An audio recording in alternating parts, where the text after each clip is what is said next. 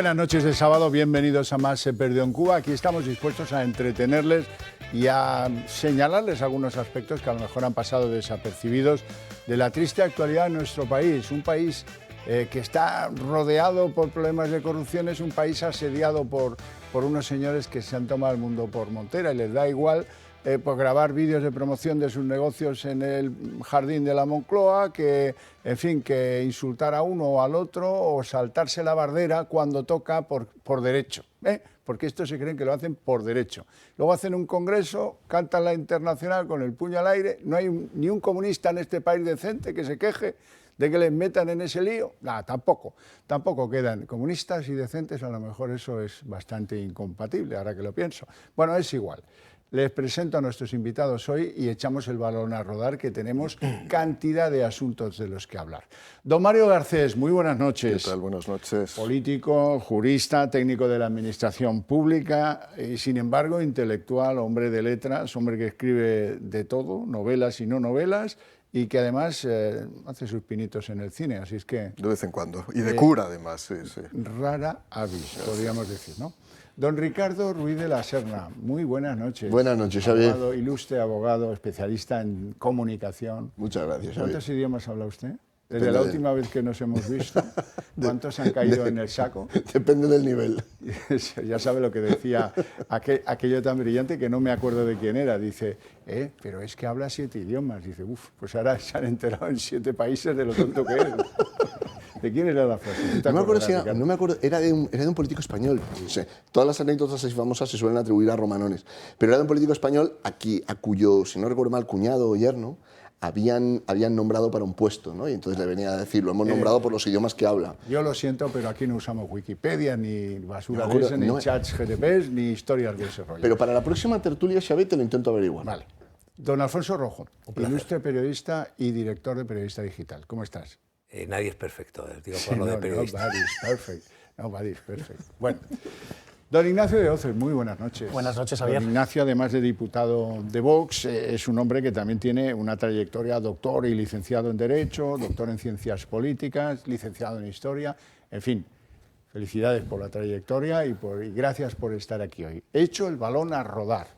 Si, como dice Óscar Puente, Pedro Sánchez es el puto amo, después de saber que hay un tío que se equivoca y le manda el argumentario a los periodistas en lugar de a los ministros, voy a decir yo aquí que esos ministros son unos putos imbéciles. Vamos a ver a la señora Alegría, una de las supuestas receptoras del argumentario, vamos a ver cómo, claro, con el argumentario equivocado, pues ahora ya sabemos todas las respuestas. Y las respuestas es que coinciden, a pesar de no recibirlo. Y ayer mismo la propia agencia tributaria abonó en un solo día 144 millones de euros directas, ayudas directas, para más de 15.000 empresas y autónomos afectados por la DANA. Es decir, se han pagado aproximadamente casi 3 de cada 4 de las ayudas solicitadas presentadas hasta ahora en la propia página web, como les decía, de la agencia tributaria.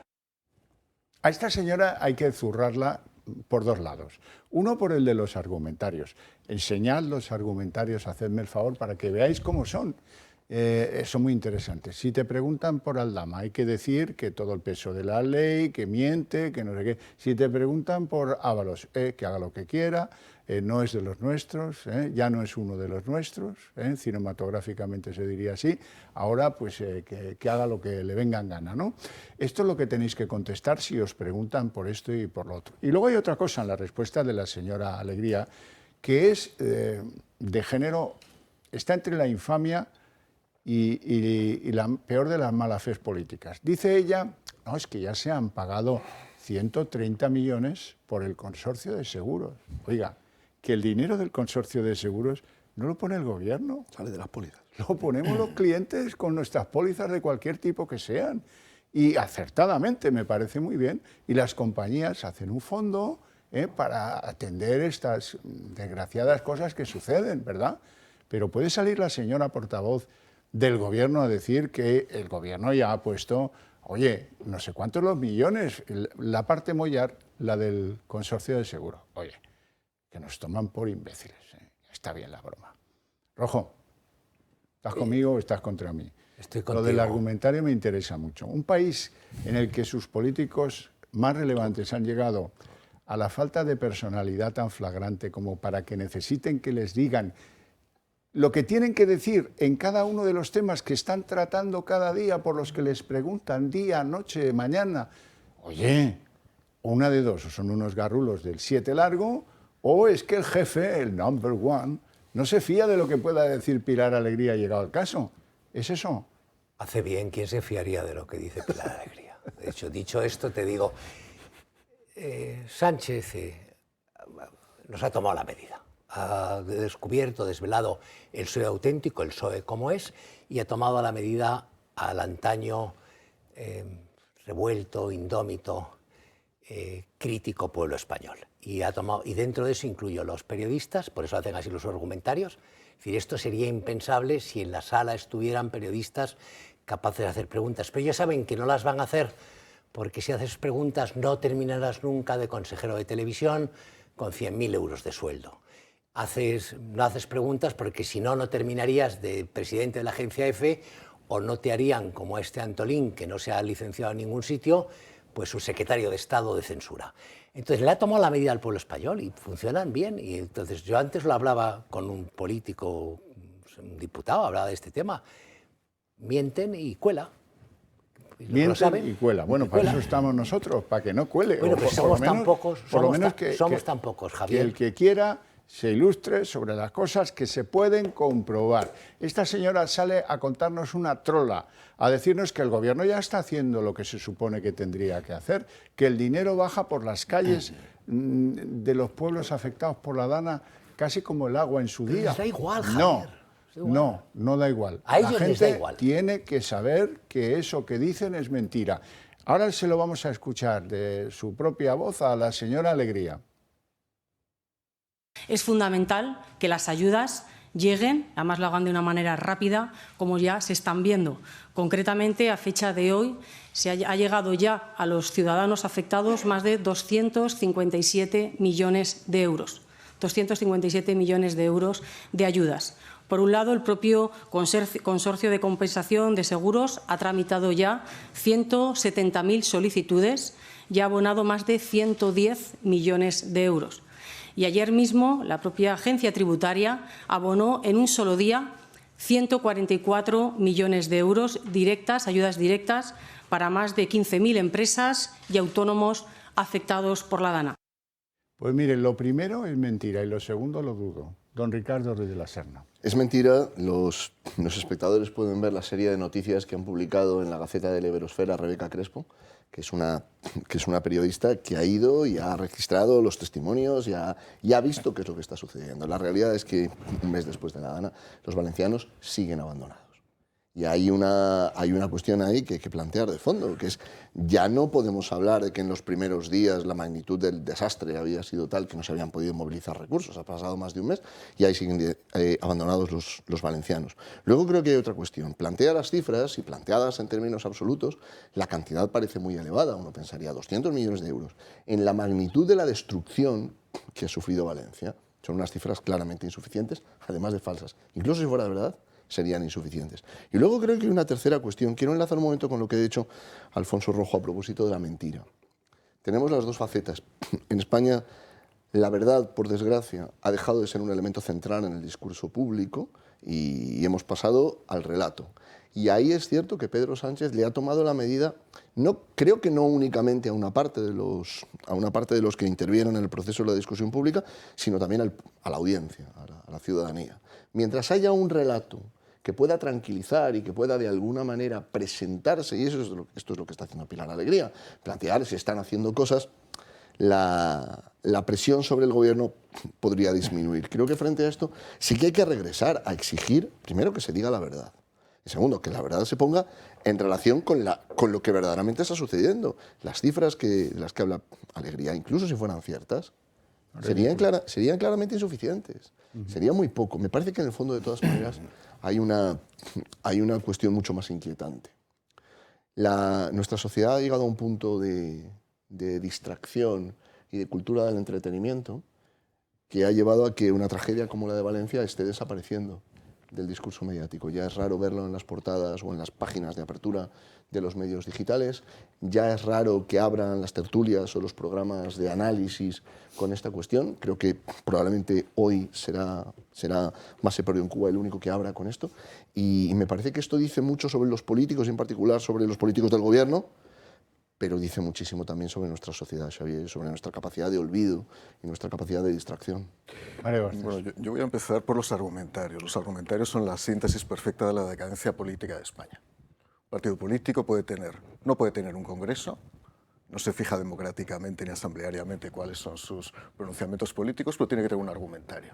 El argumentario viene de una especie de ser inconsciente, que nunca se sabe muy bien quién es. Yo conozco un partido político que una temporada lo tuvo externalizado a una consultora, el argumentario de todos los días. Fue cuando marchaba bien el argumentario. Bueno, así marchaba. Luego ya había falta de ortografía incluso en el argumentario. Bueno. O sea, se sustituye el pensamiento político por el argumentario, que es una especie, vamos a decir, de repositorio de ideas diarias con el objetivo de intentar atajar la actualidad política y habitualmente elaborado por un periodista o unos periodistas que han convertido la profesión... Uniformizador de pensamiento. Eso es, que han dejado de ser periodistas porque se han metido en el lado político y desde el lado político lo que hacen es servir de caja de resonancias a lo que puede ser la actualidad política. Lo mismo cuando se sube a la tribuna del Congreso de los Diputados. Yo era, y lo sabe mucha gente, de los pocos o casi únicos que subía sin un papel. Porque el parlamentarismo hace un siglo se subía sin un papel. Porque era una obligación y porque se entendía que el parlamentario tenía que saber de los temas de los que hablaba. Hay parlamentarios en España que si les quitas el papel son como Pilar Alegría.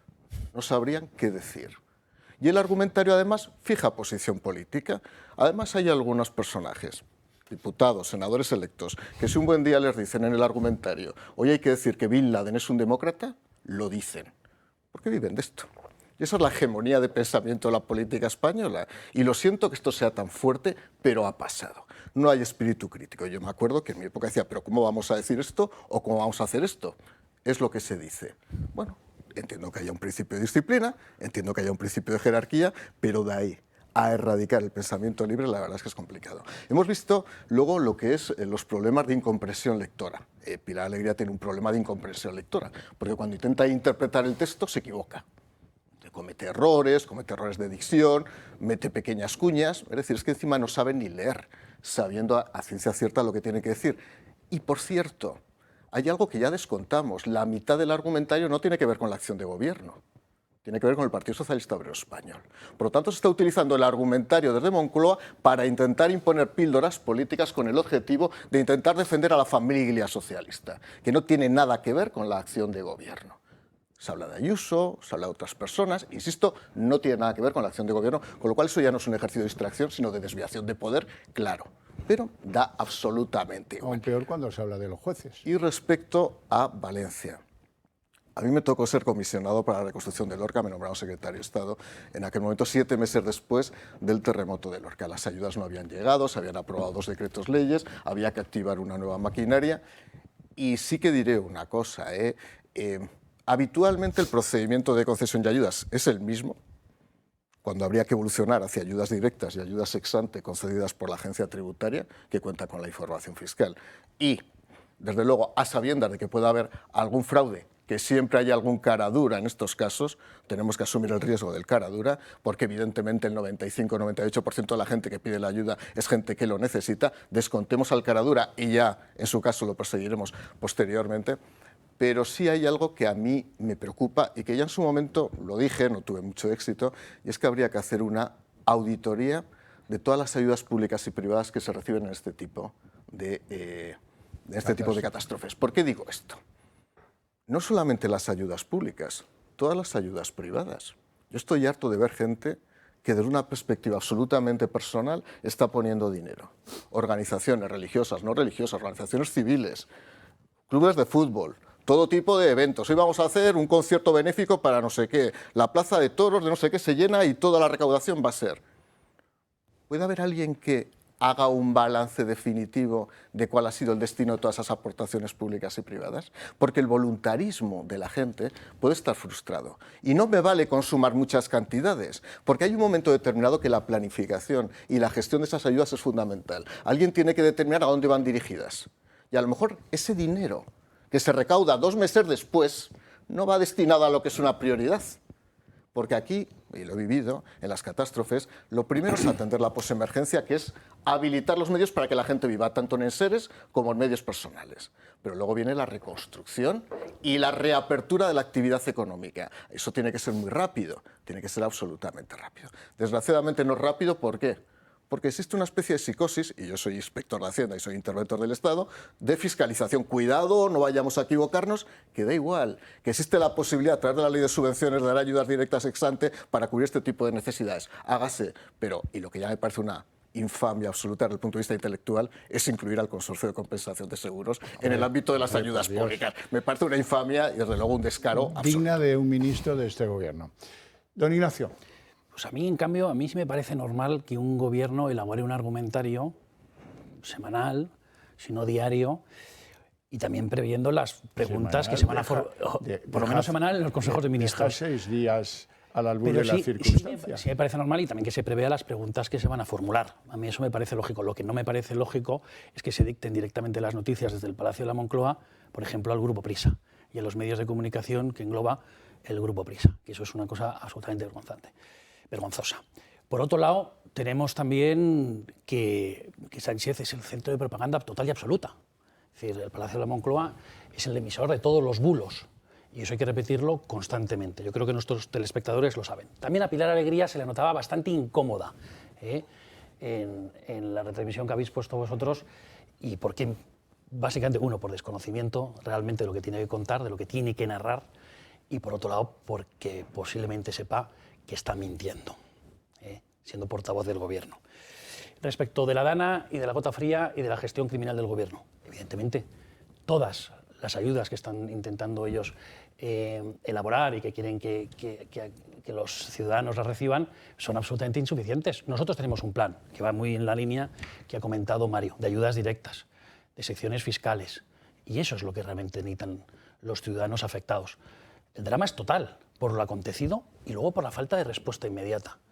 Y lo estamos viendo, no hay ninguna voluntad de hacer autocrítica por parte de este gobierno, del gobierno de la nación. Es más, cuando compareció el presidente del gobierno echaba siempre la culpa a otros, en este caso, o bien al cambio climático o al gobierno de Mazón. Y yo no digo que también tenga responsabilidad, porque sin duda la tiene, pero hombre, que existían instrumentos jurídico-políticos por parte del gobierno de la nación para haber actuado, incluso para haber prevenido esta situación, era lógico y normal. Y eso es lo que creo que hay que denunciar, porque no existe autocrítica. Es decir, si mañana, por desgracia, tuviéramos otra catástrofe propia de la naturaleza, ¿se haría algo? No, porque no se están poniendo los cimientos precisamente para elaborar un plan, por ejemplo, de obras hidráulicas, de limpieza de los ríos. Es que ellos niegan la realidad, básicamente porque tienen unas anteojeras ideológicas tremendas, como la del fanatismo climático.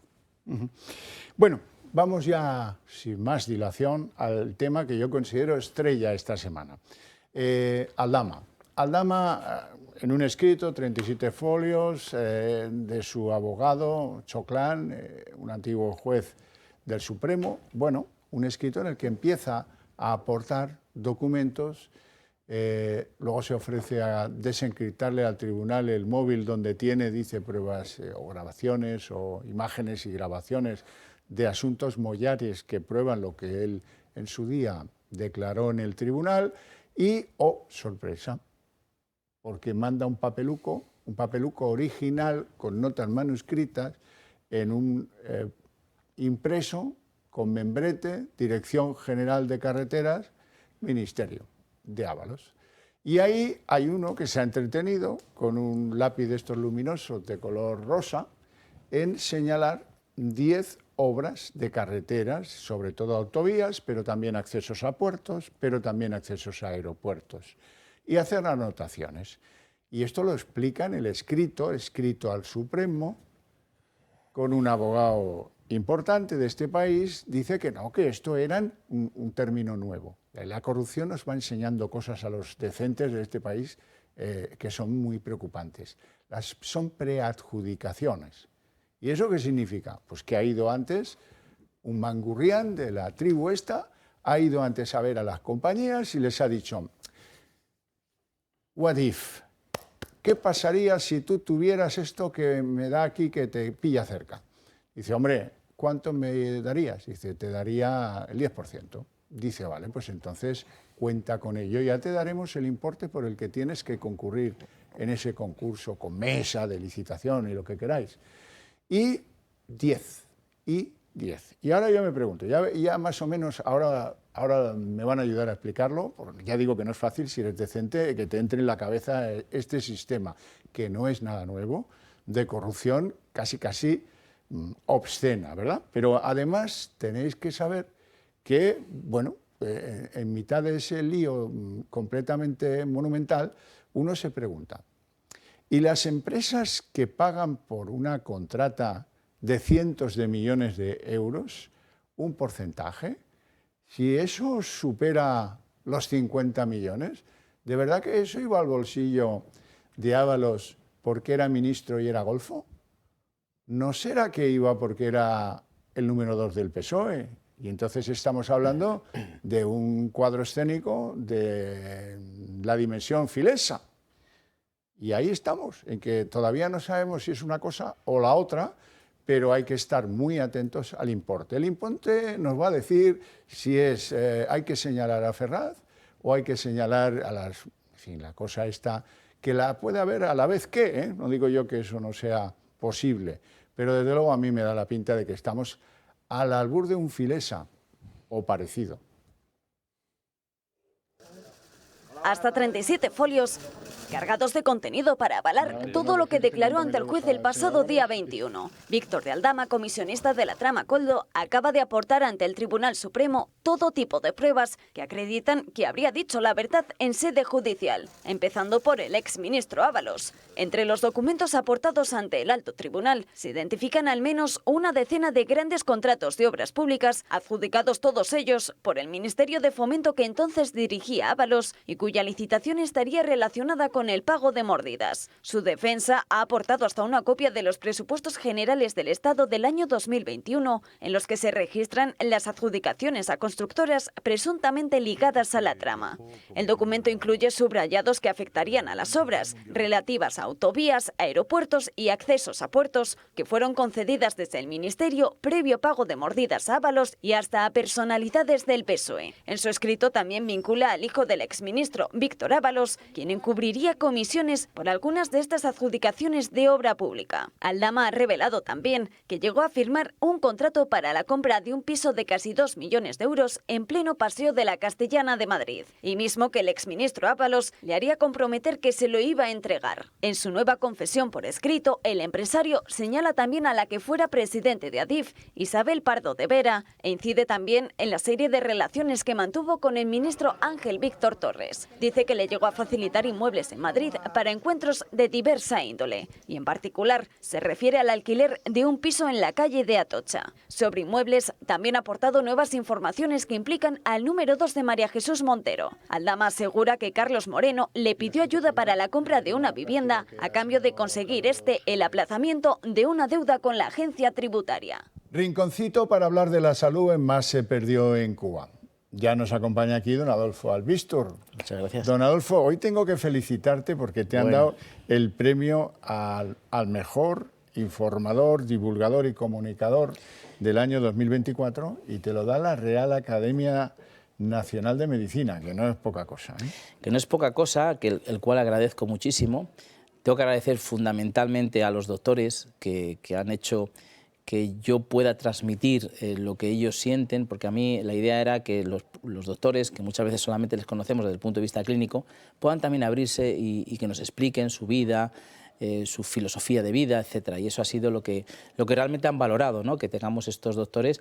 Y luego, pues claro, también el tema de los productos, ¿no? Claro. Productos que mejoren la calidad de vida y que ayuden también a los médicos para que de esta manera, cuando nosotros vamos al médico, pues ya tengamos muchas veces una previa con respecto a cómo estamos, ¿no? Y que aunan tecnología con nuevas técnicas, con investigación, con nuevos productos y con soluciones para asuntos no menores. El dolor no es un tema menor. O el caso que nos ocupa hoy, el desfibrilador. Vamos a recuperar el hilo del desfibrilador porque el otro día en un campo de fútbol en Alcorcón resulta que pues un entrenador entró en parada cardíaca y le salvó la vida el tener cerca un desfibrilador. Sí, unos compañeros, además un entrenador de 20 y pocos años, ¿eh? Sí, claro, no estamos hablando de un Angelotti, etcétera, que ya son más mayores, ¿no? 20 y pocos años. Pues bueno, una parada cardíaca que te puede dar por cualquier circunstancia, a lo mejor no sabes que tienes ahí una patología y la tienes, y los compañeros, estaba el desfibrilador y ayudando, cuando llegaron al servicio de emergencia,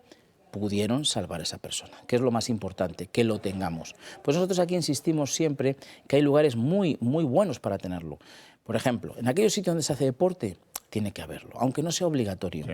En aquellos sitios donde nos estamos congregándonos, por ejemplo, ahora que vienen las fiestas, cenas de empresa, restaurantes, por favor, tenerlos. O sea, si es que no sale a nada de dinero y estamos cubriendo a nuestros clientes y a nuestros empleados.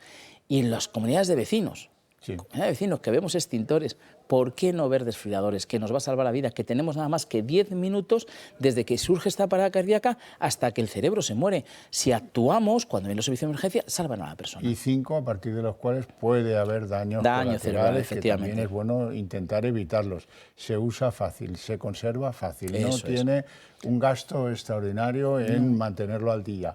Bueno, pues hay que comprarlo, eso sí, pero tampoco es tan caro, ¿no? No, es más barato que muchos móviles de los que tenemos. Y el móvil, hombre, es muy interesante, pero no te salva la vida. Claro, claro. Y es que lo tenemos ahí, y si ocurre, ahí está, lo sabemos. Y vamos a actuar y vamos a salvar. Te recuerdo las cifras. 100 personas aproximadamente mueren en España diariamente por una parada cardíaca que no es atendida en un hospital. Con lo cual, ahí lo tenemos todo. Pues los datos son muy elocuentes. ¿Cómo podemos hacernos con el desfibrilador? Pues mira, tenemos un teléfono que es completamente gratuito, es el 900-730-061. Llamadnos ahora, aunque es de noche, va a quedar la llamada registrada, vamos a saber que sois de Más se perdió en Cuba, del Toro Televisión. Además, preguntarnos por el electro que nos podemos hacer en casa en 30 segundos para ver cómo estamos de arritmia, muy importante para los ictus.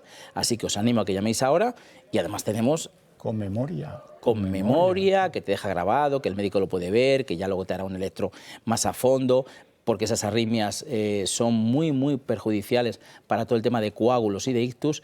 Y bueno, hoy os regalamos aquí, Xavier nos enseña el tensiómetro que habla. El tensiómetro que habla y que no permite errores más o menos involuntarios. Involuntarios. No, este canta y canta solo. Canta solo. Bueno, pues Adolfo, mil gracias por acompañarnos esta noche de sábado. Felicidades por el premio. Muchísimas gracias. Y nos vamos a publicidad.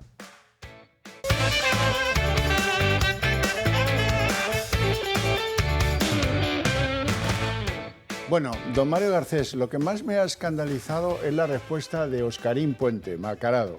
Malcarado dice, hombre, yo no digo que esto no vaya a ser posible, es posible, pero me parece muy extraño, porque incluiría un gran número de personas. Oye, tío, ¿y en los seres qué eran? ¿3? ¿33? ¿O 333? Es que de verdad que cuando entran con el sentido común los socialistas es para volverse loco. Bueno, yo fui subsecretario de ese ministerio y voy a contar lo que he visto aquí de acuerdo con la información y la documentación que acabo de ver. En primer lugar, el Partido Socialista está habituado a nombrar ministros de Fomento a personas que tienen, vamos a decir, un gran control orgánico y un gran control territorial. Ahí estuvo Blanco y ahí estuvo Ábalos.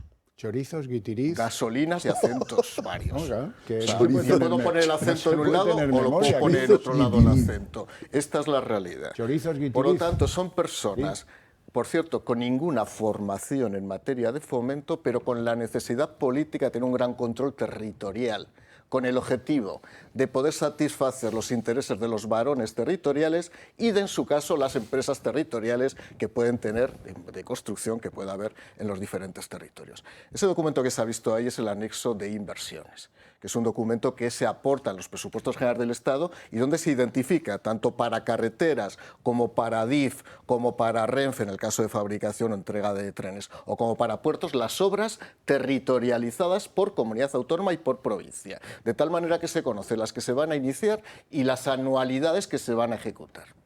Ese es un documento necesario para no tiene carácter vinculante, por cierto, desde el punto de vista presupuestario, pero desde el punto de vista político y para los amaños debía tener bastante carácter vinculante. Y entiendo que ahí se han subrayado determinadas obras anualidades, nuevas adjudicaciones o adjudicaciones ya en curso, donde efectivamente pues, debe haber una especie de reparto a cambio, eventualmente, Eso que llaman la de coimas. preadjudicación. Y ahora hablo de la preadjudicación. No existe la preadjudicación. Vamos a ver. Los contratos se sacan a licitación, hay un concurso, y voy a hablar de los concursos, y dónde está el truco, y se adjudican al licitador que presenta la oferta económica más ventajosa. Término que se introdujo en el año 97, por cierto, en una ley en la que yo participé, en la Ley de Contratos del Sector Público. Cuando yo entré, y lo contaré una anécdota final para que todo el mundo entienda ciertas cosas. Cuando yo entré en el Ministerio de Fomento, hicimos una cosa. Es que prácticamente todas las adjudicaciones fueran por subasta. De tal manera que con una subasta no hay corrupción. Porque es un acto único. Y lo explico para que lo entienda todo el mundo. Se presentan 70 empresas y se adjudica directamente a la oferta económica más baja. ¿Qué han hecho estos? Que eso está previsto de todos modos en la ley y lo aceptan las directivas comunitarias. Establecer 2 baremos de puntuación. El objetivo, donde se evalúan las ofertas económicas, y es automático en función de las bajas y las diferencias que hay, y criterios técnicos, que son los criterios llamados subjetivos en el argot de la administración pública. Criterios de entrega, el pasado, experiencia, qué medios tienes. Claro, si el criterio económico vale 50 o 55 y el criterio técnico vale 45, es muy fácil llamar al subdirector de turno desde arriba y decirle, por favor, se puede hacer con sutileza, oye, es que esta empresa últimamente no tiene adjudicaciones, ¿qué está pasando? La preadjudicación, que se había producido en un despacho en la Chalana o en cualquier restaurante de la Castellana, de pronto acaba convertida en una adjudicación formal porque alguien ha dado una instrucción. Esta es la realidad, ¿no? Eso es lo que tú veías en el ministerio. No, yo fíjate lo que veía.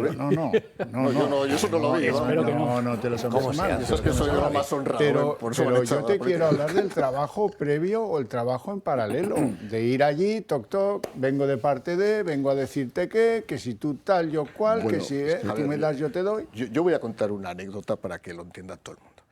A mí me llaman para ser subsecretario, yo era consejero de Hacienda y Administraciones Públicas del Gobierno de Aragón, con el objetivo de que no hubiera nada de corrupción en el Ministerio de Fomento. Entonces me ocurren 2 ideas. Una esta, vayamos a las subastas, con lo cual aquí no va a venir nadie a pedir nada. Por cierto, las adjudicaciones las hacía la Secretaría de Estado, no la Subsecretaría, pero yo me encargaba de regular todos los procedimientos. Y en segundo lugar, hice una cosa que funcionó muy bien, y es que prohibí que se recibiera un solo constructor a solas. Cuando había que recibir a un constructor, había que haber por lo menos 2 o 3 personas. Porque de esa manera, convencer a una persona, la puedes convencer, y no digo en qué consiste. Hay, por supuesto, cualquier constructor que fuera al Ministerio de Fomento tenía que pasar por el registro e identificar con todos los funcionarios con los que había hablado. Me acuerdo que la primera vez que le tocó a Florentino Pérez pasar por el registro, cogió un rebote conmigo absoluto. Dice, nunca había pasado yo por el registro del Ministerio de Fomento. Digo, aquí todos los empresarios pasan por el registro y se identifican. Nos guste o no nos guste, o seas el mayor o el menor empresario. Y pasó una cosa, 2 años después de todo esto, un día, las personas que me acompañaban en una reunión no estaban y recibí a un empresario, por primera vez yo solo. Y entonces era un empresario valenciano, no diré el nombre, constructor. Y cuando le explico cómo es la situación del ministerio, me dice una cosa, dice, ¿y aquí cómo se adjudican los contratos? Dice, no, esto es como antes. Digo, ¿cómo es como antes? Digo, pero aquí empieza a hacer gestos raros, empieza a mover de una manera. Y digo, mira, te voy a dar una buena noticia y una mala noticia. La buena noticia es que yo debía tener cara gilipollas porque nunca nadie me había ofrecido nada. Dice, la mala noticia es que has dado con una persona honrada y no te quiero ver por este ministerio en toda tu puta vida. Y no volvió. Me lo encontré hace unos meses por el Paseo Recoletos y me dice, nunca se me olvidó esa conversación contigo. Digo, lo siento, pero encontraste quizá a las pocas personas honradas que ha habido en la administración pública en los últimos años. Lo que pasa es que aquí Mario ha hecho hincapié en una cosa. Normalmente, me estoy acordando de Alejandro Nieto y de sus libros sobre la corrupción en España democrática. Y decía Alejandro Nieto que, claro, hay cosas que es muy difícil controlar, y Mario ha hecho hincapié en lo informal. Las conversaciones informales, los modos indirectos de hacer las cosas, esto es muy difícil. Tú antes decías, tiene que haber un señor que vaya. Bueno, es que esta figura ha existido. Esta figura ha existido. Es decir, eran personas que iban a ver cómo estaban los expedientes administrativos, con unas relaciones más o menos cualificadas por distintas razones, a veces eran políticas, a veces eran de antigüedad, por muchas razones, y se veía el estado del expediente. Cuidado, esto puede ser legal, ¿eh? O sea, puedes tener derecho a ver el estado del expediente, pero había el sobreentendido de que una empresa... ¿Ha dicho sobre? Había se daba por supuesto que en el momento en el que una empresa empieza a enviar a una persona y mantiene reuniones y mantiene entrevistas, muchas de las normas sobre transparencia, por ejemplo, la idea de que las agendas sean públicas, de que los registros sean públicos, va por ahí, va por tratar de impedir o tratar de restringir las posibilidades de que se pueda ejercer este tipo de influencia. ¿Qué ocurre? Cuando esa influencia se da en el seno de organizaciones de partidos políticos, cuando esto se da, cuando vienes por este lado, el caso quizás de algunas de las cosas que está contando Aldama, pero estoy recordando ahora, tú hablabas del caso de los seres, podríamos incluso remontarnos más atrás en el tiempo. A mí me recordaban mucho los modelos de la corrupción del nacionalismo catalán, que es algo que tú has conocido muy bien, Xavi. El caso del nacionalismo catalán, en el cual muchas veces no hacía falta ni hablar. Todo el mundo entendía de qué se trataba a la vista de cómo había quedado configurada la reunión. A mí me parece que una de las cosas que va a terminar sucediendo es que muchos de estos procedimientos se van a tener que reformular, no tanto desde el punto de vista del procedimiento administrativo, pero sí de la gestión y de la tramitación. Es decir, esta categoría, si lo terrible de esto es que Aldama habla de preadjudicación y todo el mundo entiende a qué nos estamos refiriendo. Fíjate que no ha hecho falta que nadie explicara. Tú no has tenido que hacer como periodista una tarea de decir qué ha de entenderse por preadjudicado. Todo el mundo entiende, mira, el que ha dado los pasos correspondientes con las personas que toman decisiones para que este contrato termine yendo. Pero fíjate, María ha dicho una cosa que quería volver un momento sobre ella. Quizá no necesariamente a la empresa, pero sí a la provincia. Sí al poder territorial. Porque al final tú dices, mira, mientras la gane alguno de mi provincia, a mí me viene a dar igual cuál. Porque luego los puestos de trabajo, las inversiones, el movimiento económico se van a quedar en la provincia, que es donde yo quiero fortalecer, por ejemplo, la posición de mi partido. Qué noble es usted. Claro, Qué noble es usted. Al contrario, ¿sabes? Lo que digo es que incluso cuando puedes dar con un partido o con un grupo de empresas que no entran en ese juego, el interés territorial sigue estando. Pasa no solamente con la obra pública, pasa con otras muchas cosas, hasta con la apertura de juzgados, te diría. Entonces se dice, bueno, le vamos a dar al alcalde una posibilidad de que... No me entran ustedes en la duda. ¿Esto es un interés del PSOE porque este es el secretario de organización? ¿O esto es una golfería de un tío que también, no digo yo que no pueda ser las dos cosas? Déjame que yo me moje. A mí me resulta difícil creer que si esto que cuenta Aldama es así, se permita que vaya una única persona. Claro. Totalmente de acuerdo. Ese es el número 2 del Partido Socialista y ministro de Fomento, con la cantidad de dinero público precisamente que maneja dicho ministerio. En fin, María yo creo que ha apuntado absolutamente la verdad.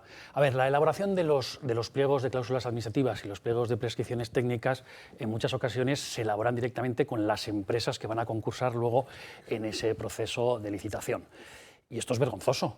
Porque en muchas ocasiones también lo que se exige es, oye, ofértame esto desde el punto de vista técnico, no la oferta económica más ventajosa, y te lo adjudico. Pero además no te preocupes, porque vas a tener estos puntos, pero luego, además, en la ejecución del contrato, ni siquiera te lo voy a exigir. Es decir, que eso que tú estabas ofertando para el concurso, luego yo no te lo voy a exigir a administración pública. Esto es de broma. La cuestión es, ¿existen instrumentos jurídicos para intentar controlar realmente estos fraudes y estos actos de corrupción?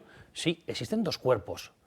Todos los conocéis bien. La Intervención General del Estado, el control interno y el Tribunal de Cuentas, control externo. ¿Qué pasa con el Tribunal de Cuentas? Bueno, que hay cierto nepotismo y que los consejeros son nombrados como son nombrados, es decir, por el Congreso de los Diputados y el Senado, por los partidos políticos en definitiva. Y luego no se puede modificar el Código Penal para que los delitos de prevaricación, de cohecho y malversación, y digo malversación porque se modificó el tipo delictivo, el tipo penal de la malversación precisamente por este gobierno para desnaturalizarlo respecto del antiguo Código Penal. Y son instrumentos jurídicos que yo creo que nosotros tenemos que establecer, que tenemos que combatir con... Tan fácil como el partido que sea que incurre en penalti y expulsión, responsabilidad civil subsidiaria. Perfecto. ¿Ya está? Pero no, ahí por ahí no iremos nunca, ¿no? Me temo que no. Ojo. Vamos a ver, la gran innovación del sanchismo en general es haber elevado al gobierno a la máxima estructura, al máximo nivel, lo que eran prácticas que se dieron con cierta regularidad en el ámbito municipal. Es decir, el comportamiento de los ministerios, que es para mí es lo sorprendente. Yo soy de Ponferrada y vi muchas obras, vi cómo se hacía Endesa, cómo se hacían las autovías, cómo funcionaba el ingeniero de la administración, la cantidad de jamones que le llegaban cuando iba a revisar las autopistas, ese tipo de cosas, pero estaba en un nivel, igual que vi los concejales municipales, que normalmente era el de urbanismo el puesto que se lo llevaba crudo. Pues esas prácticas que corresponden a una decisión consciente del PSOE por eliminar controles que había en la época del Franco en los ayuntamientos y se eliminan porque había que cambiar la sociedad y se acabaron las auditorías, con toda la buena voluntad que quieras, pero para llevárselo crudo. El sanchismo, el socialismo real, las eleva a la máxima categoría. Es decir, lo que antes era propio de un concejal de urbanismo se ha convertido en la práctica habitual del ministerio correspondiente del Partido Socialista de Pedro Sánchez. Y lo que se hacía en el Ministerio de Transportes, lo que se hacía en el Ministerio de Fomento, es lo que hacía antes un concejal de pueblo corrupto cuando tenía que cambiar las farolas del municipio o el mobiliario urbano. Y ellos lo han elevado a la máxima potencia. Cierto que lo había, pero no tenemos en la historia de España, porque por lo que estáis diciendo parece que bueno, los partidos, todo, es mentira. Esto no lo hemos visto en la puta vida. O sea, que en lo que señala Aldama hay 4 exministros y 5 ministros en distintas actividades. Desde el que lo hacía pasar un kiki en un picadero al que lo hacía para llevárselo crudo. Bueno, pero el que lo hacía en su propio ministerio, con obras que otorgaba pero, su propio ministerio, con lo el asombroso ánimo de esquilmar un porcentaje que no será lo nunca de estos, inferior al 5% de la obra concedida. Es que ni siquiera, y tú conoces muy bien lo de Cataluña, lo del 3%, es que lo de esto es mucho más grave que lo del 3%. Es que lo han elevado a la máxima potencia. Es que están implicados de arriba abajo ministros de Estado, que no es habitual. El mangar en las alturas de verdad no era fácil, no era sencillo, no ha sido habitual. Y si no, repasad la historia. Repasad la historia, decidme, buscar ministros para atrás que puedan ser acusados de algo similar a lo que en este momento son acusados 7 ministros del gobierno de Pedro Sánchez. No lo hay. Lo de estos es inaudito. Y lo hacen, bueno, yo no sé la forma, sé cómo se hacen esas cosas normalmente, pues, ¿qué me toca a mí? ¿Cuánto me llevo? ¿Cómo es? Pero es que eso era propio antes de los pueblos más cutres de España. Y estos han elevado la cutrez a la máxima potencia. Eso es el tema clave. Mira, Ricardo. Y en la criminalidad organizada... Y me pones un piso para las tardes, para echar la siesta. Sí, sí. Uy, fíjate. Si no eres canario, no. En la criminalidad organizada, una de las cosas más complicadas de gestionar es el reparto territorial y el reparto de cuotas de poder. Es decir, las guerras entre narcos, por ejemplo, o las guerras entre tratantes de seres humanos, que son los que están detrás del negocio de la inmigración ilegal, las redes de tratantes de seres humanos, una de las cuestiones es cómo se reparte. No hay ninguna organización que permita que un único eslabón de la cadena se lo lleve todo. Esto es imposible. Es decir, hay un punto en el cual, si tú estás llevándote 100, alguien te va a exigir que una parte de eso vaya para la organización. Por fuerte que seas, por poderoso que seas, la organización tiene un interés más allá de los individuos. Claro, en la criminalidad organizada esto tiene reglas. Es decir, tú eres un jefe de cualquier organización mafiosa, la que quieras, la Camorra, la que sea. Y hay una parte que va para ti, pero hay otra parte que va para la organización y cuando hay un conflicto la organización tiene mecanismos para resolverlos, que a veces pasa incluso por entregarte a las autoridades y te preparan un dossier y te entregan a las autoridades y tú acabas en la cárcel porque la propia organización te ha vendido. Lo que aquí resulta muy difícil de creer es que esto hayan sido comportamientos aislados de unas personas que tenían únicamente un interés personal. Para mí, en esto, me aparto un momentito de lo de Aldama, para mí aquí el tema de las maletas de Delphi tiene ese nivel de lectura. Es decir, a ver, tú comprometes la acción del Estado, movilizas un dispositivo especial en el aeropuerto de Barajas, bajan unas maletas en unas condiciones muy sospechosas. Esto lo hacías tú por iniciativa propia, porque en un momento determinado a ti te pareció que esto era del interés y hemos de interpretar los mensajes dirigidos al nada menos que al presidente del gobierno, al número 1 en términos informativos. términos de para tu conocimiento, como te podría estar diciendo que yo mañana voy a andar por tu ciudad, solamente para que lo sepas por si nos encontramos. Y a mí me parece que, desgraciadamente, para ir comprendiendo lo que sucede, tenemos que empezar a aplicar modelos de análisis de la delincuencia organizada. Y en esto estoy de acuerdo con Alfonso. Claro que hubo en el pasado casos de corrupción clamorosos, recordáis, Luis Roldán, estas cosas, o sea, lo recordáis. Pero no había involucrado este nivel de la administración y esta capacidad de toma de decisiones políticas. Esto creo que es inaudito. Mario. Para que todo el mundo siga entendiéndolo, yo ahora participo en mesas de contratación, igual que los abogados del Estado, los interventores, vamos a mesas de contratación. Yo os aseguro que en el expediente administrativo no se ve nada, porque la corrupción habitualmente es periférica. Yo me acuerdo, empecé a formar a la UCO en materia de fraude de subvenciones y fraude penal de contratos. Yo me reunía con ellos y les explicaba dónde están las termitas. Las termitas no están en leer el pliego de cláusulas administrativas o el pliego de prescripciones técnicas. Se supone que se ha avalado y ha sido objeto de un examen técnico.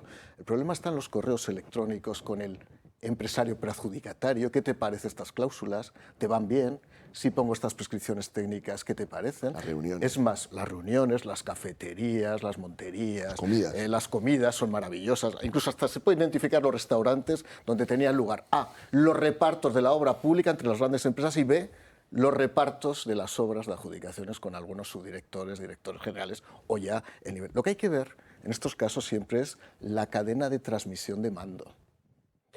Porque el ministro o el secretario de Estado tiene que tener una relación directa para que el que haga el informe técnico le dé prioridad a la empresa que ha resultado preadjudicataria. Y las empresas tienen una gran capacidad de visión de los ministerios. Yo siempre digo que esto es el panel de las termitas, ven el maderamen donde se pudre. Y aquellos despachos donde ven que no se puede pudrir, no te van. Van directamente al funcionario que sabe que tiene la responsabilidad y por donde va a entrar el informe y que sabe que es la línea directa que le conecta con la parte de arriba. Dos, decía muy bien Ignacio cuáles son las principales fórmulas de corrupción, pero hay una que también es muy peculiar, que es tú presenta la baja que te dé la gana, que luego te voy a aprobar un modificado y no te preocupes, que aunque te haya adjudicado la obra, luego hacemos entre los modificados y las revisiones, te meto el 20% más. Por lo tanto, tú no te preocupes, que ya me apañaré. Por cierto, una parte de la obra, este tipo de certificaciones, los modificados, que apenas ve nadie, porque eso sí que es actividad ingenieril pura y dura que tiene lugar entre el director de obra y la empresa adjudicataria, y como no levantes la estructura de hormigón, no sabes el hormigón que han puesto por debajo. Eso es lo que pasa en este país. Y tres, decías una cosa, Ricardo, que tienes toda la realidad. Los partidos políticos, ¿por dónde se financian? Por lo menos los tradicionales. Desde la transición. Se financian desde los territorios.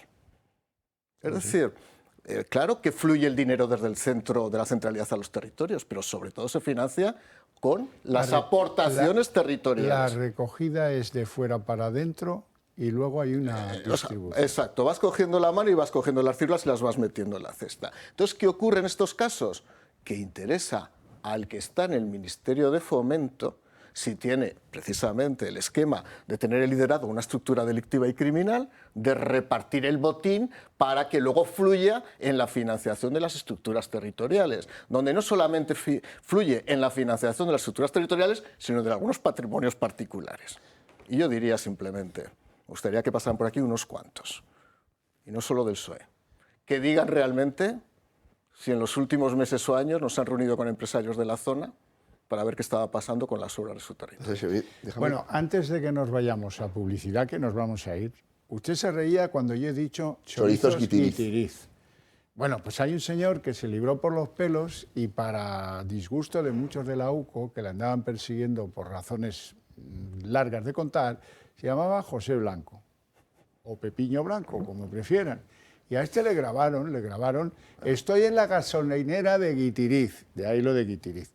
Bájame 7 chorizos. Y 7 chorizos eran, no quiero equivocarme, 7 millones, ¿no? Era 1 millón por chorizo. O sea que decir chorizos y Guitiriz es significar en lo no político, sino, digamos, en el manto feo de la realidad, a un tío que fue muy importante en el PSOE y que ahora, por cierto, ahora está con Alfonso Alonso en una cosa que se llama Acento, que es una consultoría, defendiendo los intereses de la agricultura marroquí en Bruselas. Bueno, yo soy un defensor de la libre empresa a ultranza, Pero hombre, pero hombre, vamos a publicidad.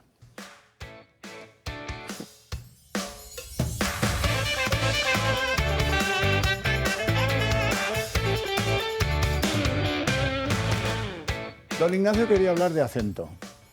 Bueno, más que acento del lobby marroquí en España, que yo creo que se focaliza en el Partido Socialista y en algunas consultoras de asuntos públicos como esa que has mencionado. A mí me parece vergonzoso, pero me parece muchísimo más vergonzoso que el Gobierno de la Nación destine dinero público para financiar la agricultura en Marruecos, precisamente cuando luego muchísimos de los productos se importan en España y en el resto de la Unión Europea cuando no se exigen los mismos requisitos que sí se exigen a los agricultores de la Unión Europea y en particular a los de España. Y esto es flagrante, por ejemplo, con el tomate. Es decir, la importación ahora del tomate en la Unión Europea, que la primera potencia era España, ahora es Marruecos. Estamos importando el tomate de Marruecos en detrimento de los intereses de la agricultura española. Y entiendo perfectamente lo que decías antes del libre comercio, pero entre iguales, porque si hay competencia desleal, si no se exige exactamente las mismas condiciones sociolaborales, o por ejemplo de los requisitos fitosanitarios que sí se exigen a nuestros agricultores como consecuencia del fanatismo climático de las políticas de Bruselas y también del Gobierno de la Nación, por qué no decirlo, pues hombre, no estamos hablando del libre mercado y de la igualdad de condiciones. Y esto hay que denunciarlo. Y es verdad que el Partido Socialista es el mayor lobby de Marruecos, pero no solamente de ahora, sino hace muchísimo tiempo.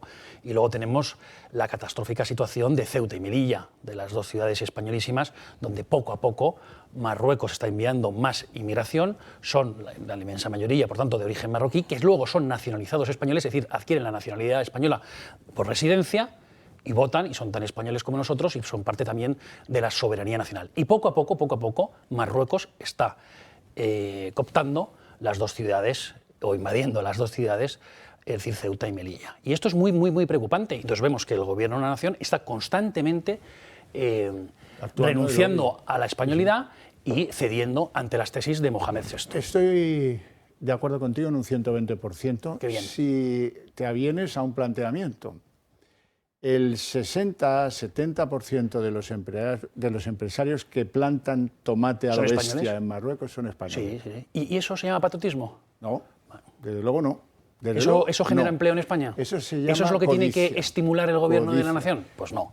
Porque además esos que lo hacen saben perfectamente que allí no hay control fitosanitario, que allí lo que, en fin, pero les da igual. Pero les da igual. ¿Y tenemos que financiar las desaladoras? ¿Tenemos que financiar desde el Gobierno de la Nación 100%. también, por ejemplo, ¿no? el regadío en Marruecos? Claro, ¿Eso cómo se llama? Que no. Malversar, ¿no? O por lo menos malgastar el dinero de los españoles. O gastarlo contra los intereses de España. Sin duda, para desmantelar la industria. Don Ricardo quería seguir con la corrupción del PSOE. No, es que a medida que iba hablando Mario, me acordaba de algunas cosas que hemos vivido en España que sirven como referentes de lo que estamos viendo. Os acordaréis del Plan E. El dinero del Plan E, que fueron unos fondos que se aprobaron para obra pública, que requería de una ejecución muy rápida. ¿Dónde se terminaron yendo los fondos del Plan E? A renovar aceras, a hacer rotondas, es decir, a una obra pública que no sea importante, pero que en realidad no cambia la estructura económica, no dinamiza un territorio. Sirve para que durante unos meses se cree cierto trabajo, muchas veces era un trabajo simplemente temporal y de una limitación temporal insuficiente para sacar adelante una familia. Pero claro, creaba también una variable política, que era la del alcalde, y que llegaba y decía, oye, mira, yo en mi pueblo ahora mismo necesito que me hagan esto. Y esa territorialidad del poder, que es característica de la vida política española, donde los territorios, el caso más claro es el del PSOE, donde todavía existen varones muy mermados en su poder, pero todavía existen varones. Hace poco Lambán decía que en Aragón no había ganado nunca en el Partido Socialista un candidato que viniera impuesto desde Madrid. Es decir, los varones todavía tienen cierta importancia. En el Partido Popular, donde todavía creen en el mito del PSOE bueno y el PSOE malo, vuelven el rostro hacia Emiliano García Paje cada cierto tiempo buscando una bandera blanca, ¿no? tratando de que llegue al rescate del socialismo. La territorialidad sigue siendo muy relevante. Pero luego hay otra cuestión, Xavier, que creo que hay que entrar a analizar. ¿De dónde viene Pedro Sánchez? Pedro Sánchez viene precisamente de tratar de hacer campaña en el nivel de los territorios. Él renuncia al acta de diputado, se mete en un coche con su equipo de confianza, Koldo, Ábalos el estratega. y Cerdán. Y se van a hacer campaña en un utilitario tratando de demostrar que él es un candidato de la base, que él se opone al establishment, pero ¿de dónde viene Pedro Sánchez? ¿Cómo se ha terminado conduciendo Pedro Sánchez? De una forma muy, creo que no exagero si digo, sospechosa, por no decir directamente censurable. Y creo que lo de Aldama es el principio. Creo que vamos a terminar viendo cosas... Déjame que metamos una cucharada en demérito de Aldama. Aldama tenía unos socios muy complicaditos, ¿eh? Hay uno, especialmente este que vais a conocer ahora, que es de los de sujétame el cubata, de aquí a mí no me echa nadie, y tal, una cosa bastante impresentable. Este es el que sigue en la cárcel por el monumental fraude 182 millones de los hidrocarburos y el que supuestamente estaba detrás de esa licencia que supuestamente dio a que la señora Carmen Pano llevara una bolsa, dos bolsas, 2 días diferentes, con un total de 90.000 euros a la sede del socialismo en Madrid, a la calle Ferraz. Conózcanlo. El socio de Aldama ya sabía que andaban detrás de él desde hace años. Por eso quería, o eso decía, pasar un poco más desapercibido para no levantar sospechas por su alto nivel de vida. De hecho, en una conversación obtenida por The Objective, Claudio Rivas le cuenta a un colaborador suyo que habían entrado en su casa, que su mujer lo había pasado fatal y que sabía que iban a por él de forma descarada. Es un pisito normalito, para cuando vengan los líos poder decir que tu estatus social ha bajado porque ya no tienes negocios. Y este era el pisito normalito al que decía haberse mudado Rivas. Según la investigación de este periódico, era un chalet ubicado en la exclusiva calle de La Traviata, en el municipio madrileño de Majadahonda. Un inmueble de todo menos modesto. Está valorado en más de 1 millón de euros. El alquiler mensual, 5.000 euros. 400 metros cuadrados de casa, con 4 habitaciones y 4 cuartos de baño. Parcela de 5.000 metros cuadrados de gran privacidad y confort, con piscina privada, garaje y trastero. Un pisito normalito, ¿verdad? Pues eso decía él. Yo me he ido a un pisito de 1.500 euros, 3 habitaciones. Y estoy feliz. Porque ¿cómo va a justificar cuando la llame dónde vive? Con lo que negocios que hemos tenido y tal, no se puede justificar. Por lo tanto, ¿tú me entiendes o no? Hay que ir a un sitio más suave.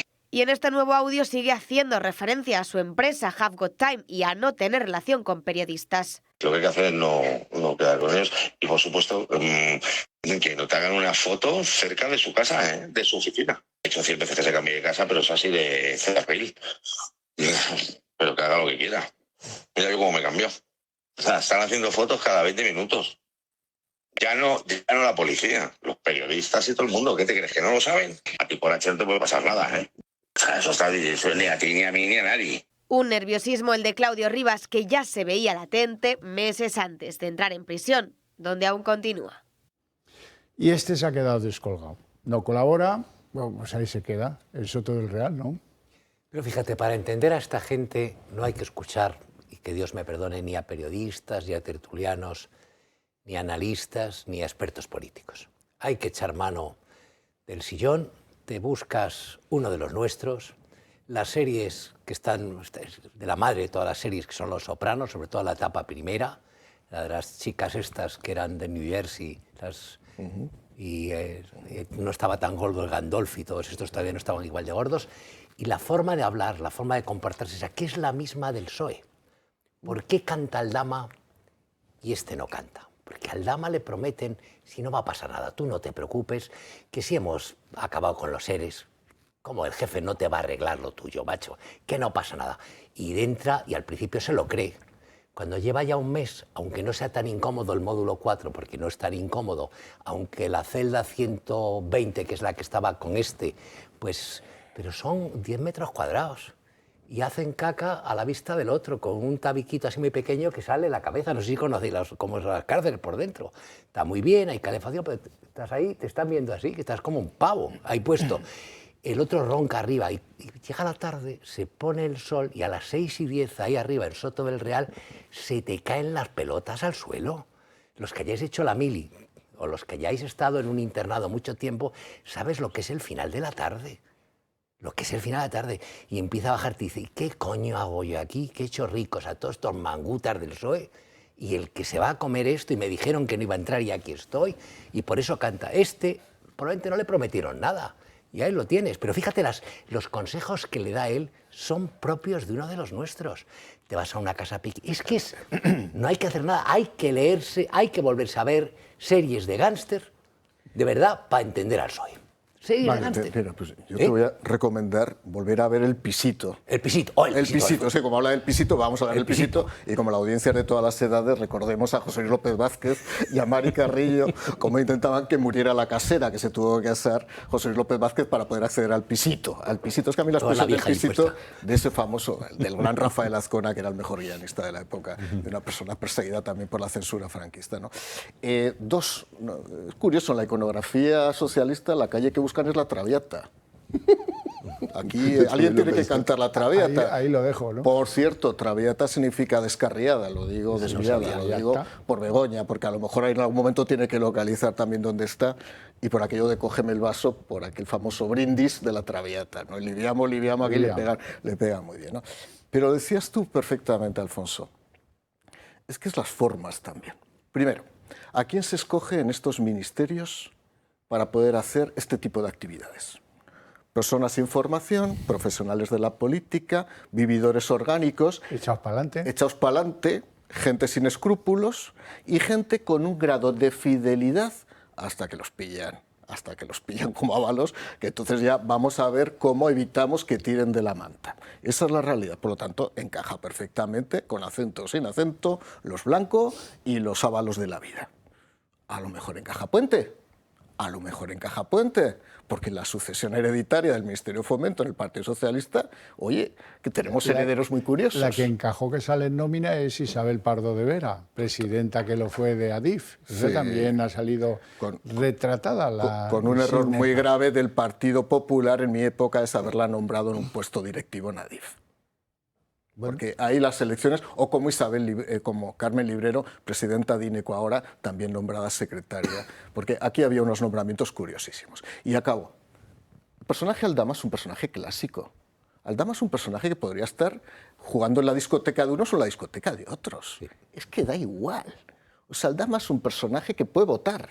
Y cuando encuentra el agujero, encuentra la madriguera, va directo, porque ve que el negocio lo tiene. La madriguera. El hurón va ampliando el laberinto, porque uno le lleva al ministerio no sé qué, otro al ministerio no sé qué, otro me voy a Oaxaca, no a Jaca, que Jaca es mi ciudad, se van a Oaxaca de México todos. Ni a Osaka, Japón. Ni a Osaka, Japón. Oaxaca de Juárez. Eso, ahí se fue. No Jaca de Huesca, no, eso no. Ahí, como mucho se va a Barrabés un poquito al lado, ¿no? Ahí están las imágenes de Aldama.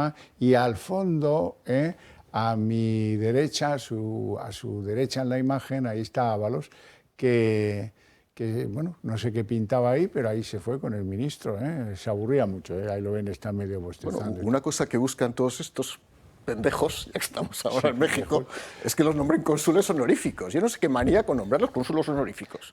Tiene. No, a ver, tiene mucho quien se lo quiere trabajar para establecer relaciones. Pero es que quería ser cónsul honorífico también. Creo que de Cancún. Fue de dos cosas. Recuerda que es el que consigue, o al menos así pasa la historia en el ministerio, el que consigue lo del Tren Maya. Sí. Y el que acompaña al ministro a que conozca al gobernador de Oaxaca de Juárez, con el que tiene pues no sé qué negocios, ¿no? O sea, él es un desenvuelto. Si le dejan, es un desenvuelto. Por eso la UCO está yendo deben haber llegado ya, ya habrán llegado seguro, a la República Dominicana. Este es un papelón el que tiene el presidente de la República Dominicana. Si le traban cuentas a alguno del socialismo rampante, como se decía antes aquí, pues se van a ir muchos que no tienen cuentas trabadas, y si no lo hace, pues va a quedar mal con nosotros, con la justicia española. Pero bueno, él verá qué país quiere tener en adelante, no lo sé. Ricardo.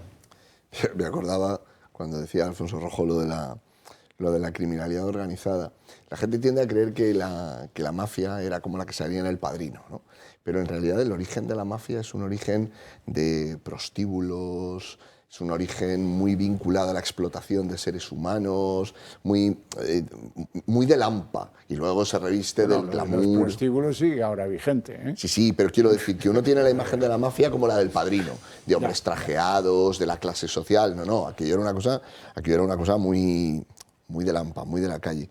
Si vemos un poco ese mundo en el que se mueven y le quitamos el oropel de lo institucional, al final las formas, las técnicas no son muy diferentes y las reacciones tampoco. Tú antes recordabas lo que le habían prometido a alguno. Bueno, esto ha pasado ya muchas veces en España. Es decir, aquel al que le dicen, si tú, en el mundo de la delincuencia se dice comerse el marrón. Si tú asumes la responsabilidad... Lo de Aldama es un poco excepcional, ¿eh? Yo me estaba acordando, y tú seguro que vosotros lo recordáis también, cuando, en el caso de los GAL, de los fondos reservados, inicialmente ¿quién entra en prisión?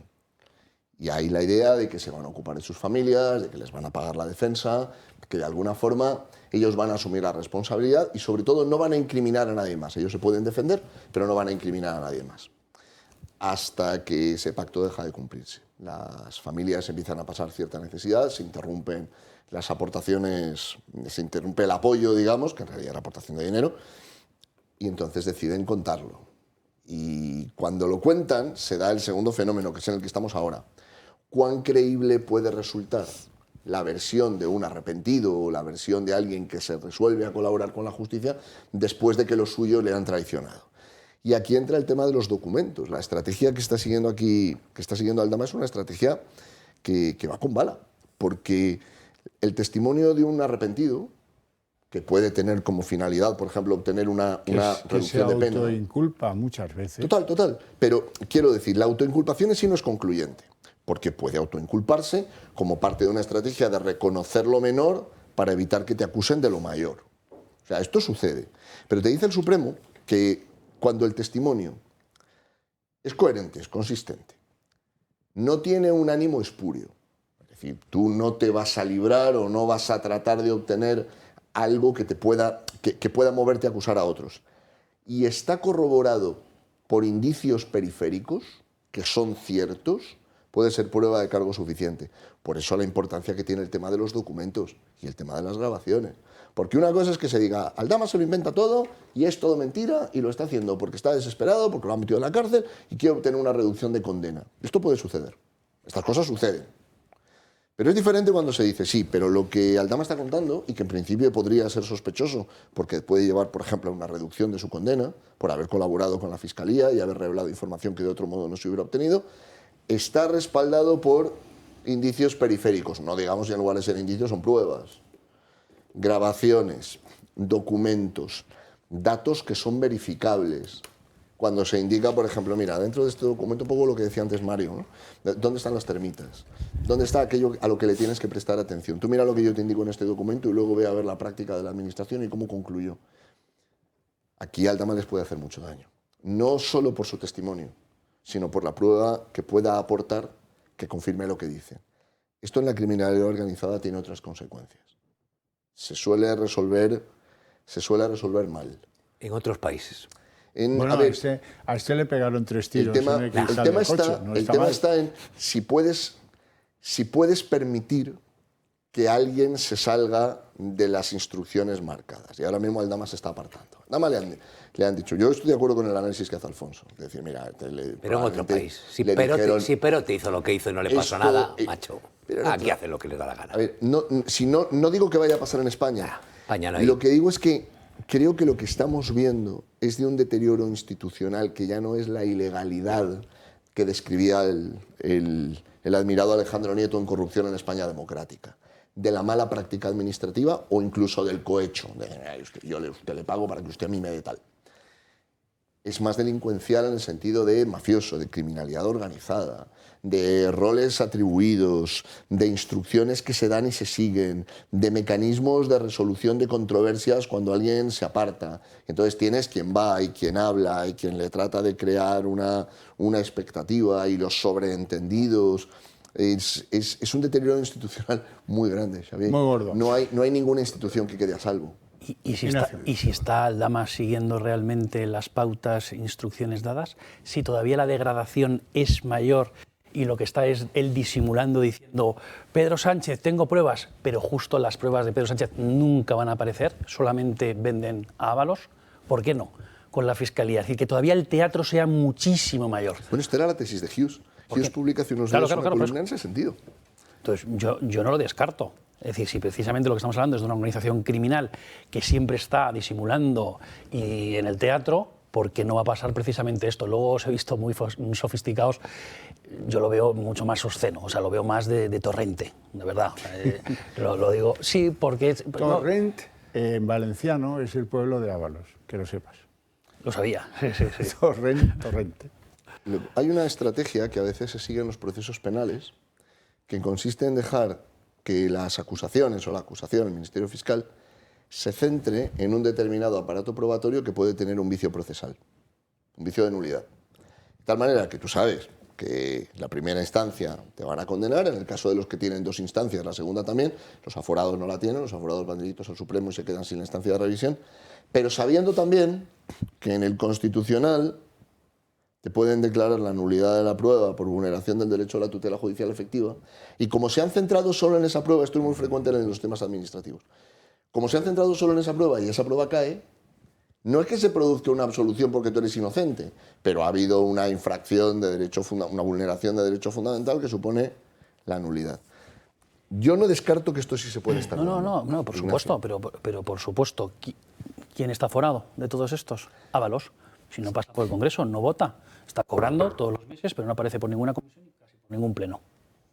¿Por qué? Precisamente porque le va a juzgar el Tribunal Supremo, porque está aforado. Habrá que solicitar el suplicatorio, se concederá, no creo que el Partido Socialista ahí lo impida, y luego será juzgado, posiblemente condenado, y luego, en fin, como pasó también con Chávez y Griñán, con el Tribunal Constitucional, que se ha convertido también en una sala de casación.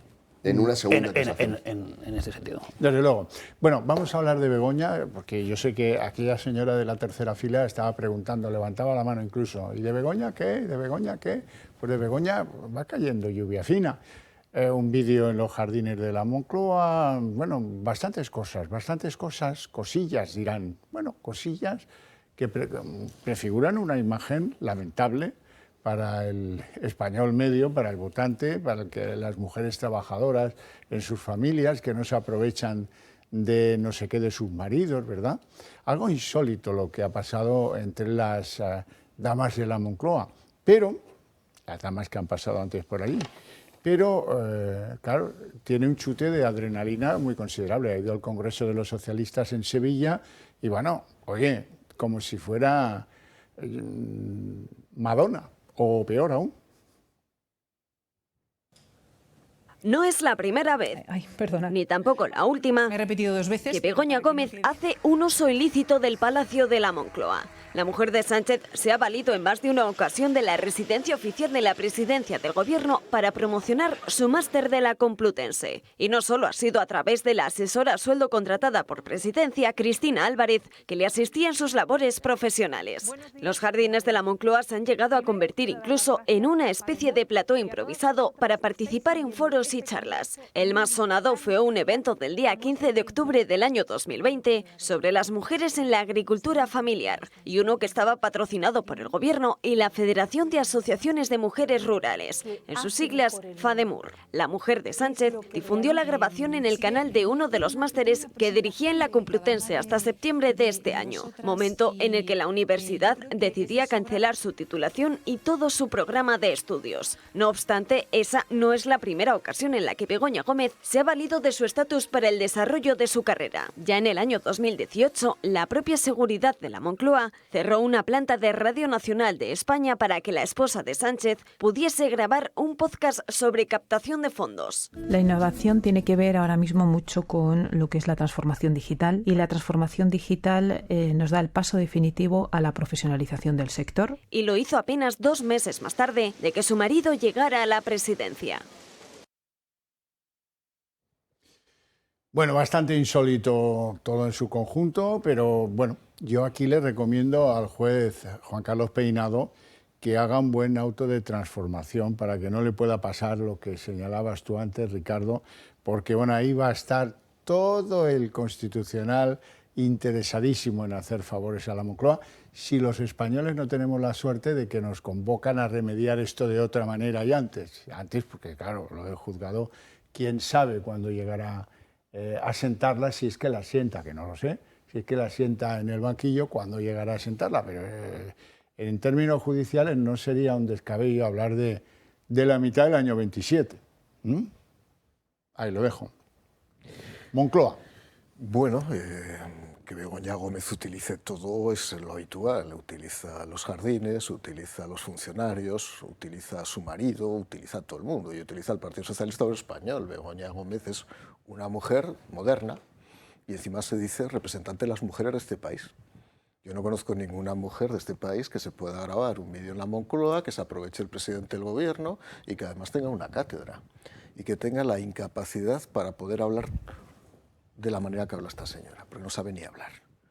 La verdad es que todo me parece terrible, pero lo más increíble es el grado de indigencia económica en la que está. Yo me preocupa, ¿no? Sí, 40 estoy muy euros preocupado. en 11 cuentas. Estoy muy preocupado porque, claro, debía coleccionar cuentas corrientes. Ya lo digo como inspector de Hacienda, interventor del Estado. Una persona que tiene esta capacidad de abrir cuentas y dejarlas ahí, evidentemente, latentes para que no haya ningún dinero, habrá que demostrar cuál ha sido el movimiento, para qué estaban orientadas, si la firma era mancomunada o no, qué relación tenía con su marido en esas cuentas, pero la verdad es que es una coleccionista de cuentas, lo cual demuestra que es un agente de cambio y bolsa. O sea, su marido es un corredor de comercio y esta es un agente de cambio y bolsa, pero del comercio que se llevaba al Dama y la cambio y bolsa, en función de lo que tú me das, yo te cambio una cátedra y yo te doy la bolsa. Esto era la realidad para financiar las actividades de ella. Y vuelvo a decir lo que he dicho muchas veces en este programa. Me parece absolutamente pecaminoso, por decirlo de alguna manera, que esta señora se erija en representante de las mujeres españolas. Es un insulto a todas las mujeres españolas. Esta es una caradura. Sobre todo a las que trabajan. Es una caradura, porque las mujeres españolas que no tienen titulación académica, que no tienen la capacidad de influencia por tener el marido que tienen, que esta misma crítica la haría si tú fueras hombre, Begoña Gómez, y tu marido fuera mujer. Lo digo para no confundir a nadie, que en eso confundís de una manera lamentable moral e intelectualmente. No representas a nadie, Begoña Gómez, te representas desgraciadamente a ti misma. Yo creo que ya ni en Bilbao te representas. Entonces, lo que estás haciendo por la causa del feminismo, ese feminismo de freno y marcha atrás que ha vuelto otra vez en el Congreso del Partido Socialista Obrero Español en Sevilla, la verdad es que, oye, te pediría que no dejes de hacer el ridículo y que dejes a las mujeres de este país en paz, que son las que madrugan todos los días, las que intentan trabajar, las que cuidan a sus hijos y han decidido cuidar a sus hijos y las que intentan conciliar la vida laboral y familiar si pueden. Rojo. Y todo el IBEX a sus pies, las instituciones académicas a sus pies, la Universidad Complutense postrada. El IBEX. El IBEX, bueno, el IBEX dando unos lametazos. Güemes a sus pies también. Güemes a sus pies, el Ejército a sus pies, la Guardia Civil tumbada, la policía entregada, la Iglesia, bueno, la Cofradía Episcopal con el Padre Ángel al frente, sacando el palio. A mí me recordaba lo de la misa aquella antigua, cuando rezábamos por el jefe del Estado. ¿Os acordáis? No os acordáis, pero se rezaba por el jefe del Estado. Pues aquí van a terminar rezando los curas por Begoña, y encantados. Entonces, es el país que tenemos. Esta tía no va a triunfar. Es decir, de verdad, es que este país de coña. España, o sea, es decir, hoy tenemos a Francia alteradísima, que si Barnier, que si no Barnier, y el comentario que oía yo esta mañana, bueno, es que cada país tiene, los saberlotodos de las tertulias decían, no, es que cada país tiene lo que se merece. Nos tenemos lo que nos merecemos. O sea, que me diga alguien si el rector de la Complutense no tendría que estar corriendo ya hacia Singapur, por decir un sitio civilizado, tenía que estar corriendo. Sus compañeros de ¿cómo se llama eso?, de claustro, pues atacarle, tirarle el café encima, a la hora de ir al baño, regar al lado, o sea, cualquier cosa, macho. Todo vale. Pero nada. Y lo mismo es aplicable, vamos a ver, que no se nos puede olvidar que desde CaixaBank a Forum no sé qué, al Santander, pasando por la Telefónica, la Ciberdrola y la madre que los parió, todos se pusieron al servicio y se compincharon y confabularon para ver cuánto daban. Si os fijáis en las aportaciones que se hacen, ¿por qué coinciden las cantidades? ¿Por qué todo el mundo da prácticamente lo mismo? Porque se llamaban unos a otros y dicen, ¿cuánto hay que dar? ¿Dónde me pongo para dar? ¿Dónde está la cola para ponerme el segundo? Porque el primero ya no llego. Es decir, ese es el país que tenemos. Y después nuestra sin colmillos oposición alabando a la gran empresa. Desdentada oposición, ¿no? Bien. Begoña Gómez, el papel burlado, del papel institucional burlado no solo por los jardines, que uno dirá, bueno, pues que más da un jardín que otro, bueno, bien. Como no hay tenía jardines en ningún Madrid. derecho. Pero bueno, ¿qué vas a hacer si cuando llegas allí el primer día te subes al Falcon con tus 2 hijas y os vais a ver un concierto a Benidorm? ¿Qué le vas a hacer? ¿Cuál es la moralidad que inspira a Pedro Sánchez? Vamos a ver, cuando confunden la sede del partido con la sede del gobierno, cuando hacen proclamas electorales en tiempo en el que no pueden hacerlas.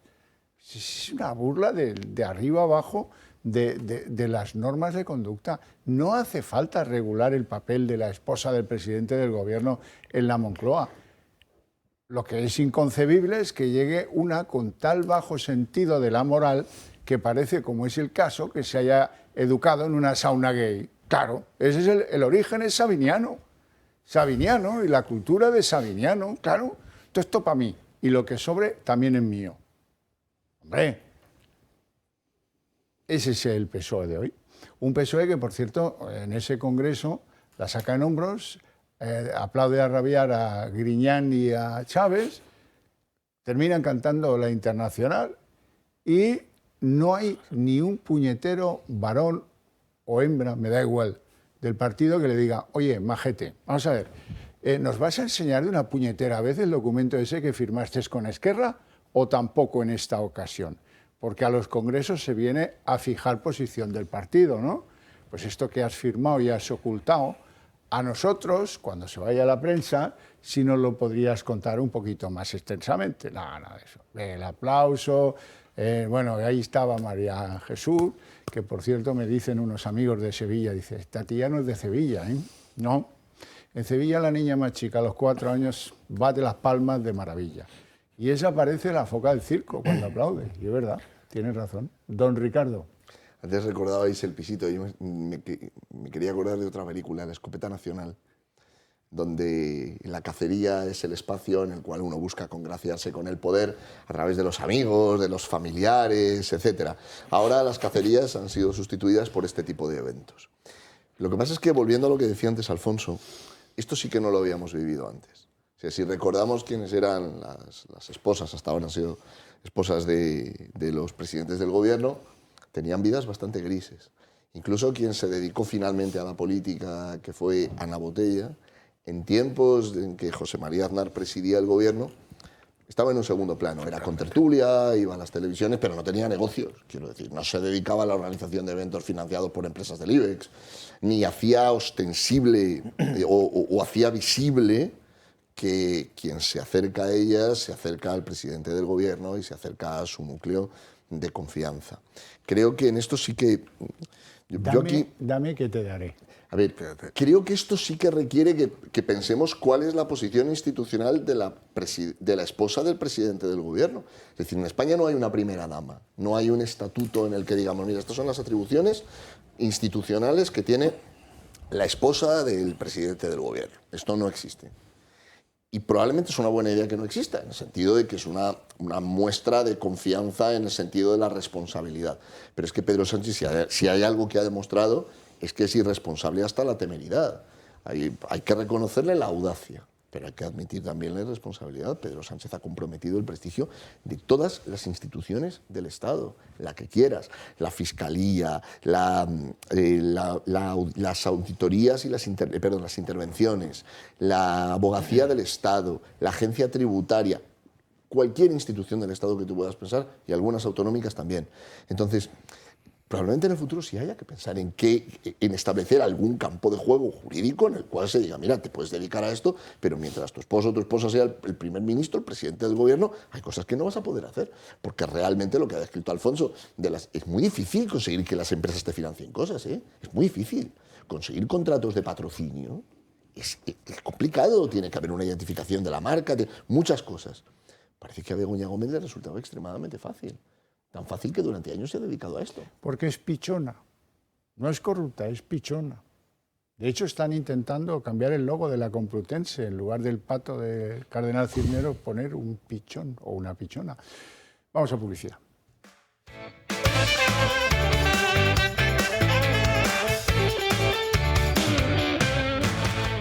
recordaros algo muy sensato, creo yo. Si tenéis ganas de que vuestras ideas se extiendan, prosperen a velocidad en España, porque lo consideráis fundamental, ¿qué tal si os pensáis entrar a formar parte en el Club de Amigos del Toro Televisión?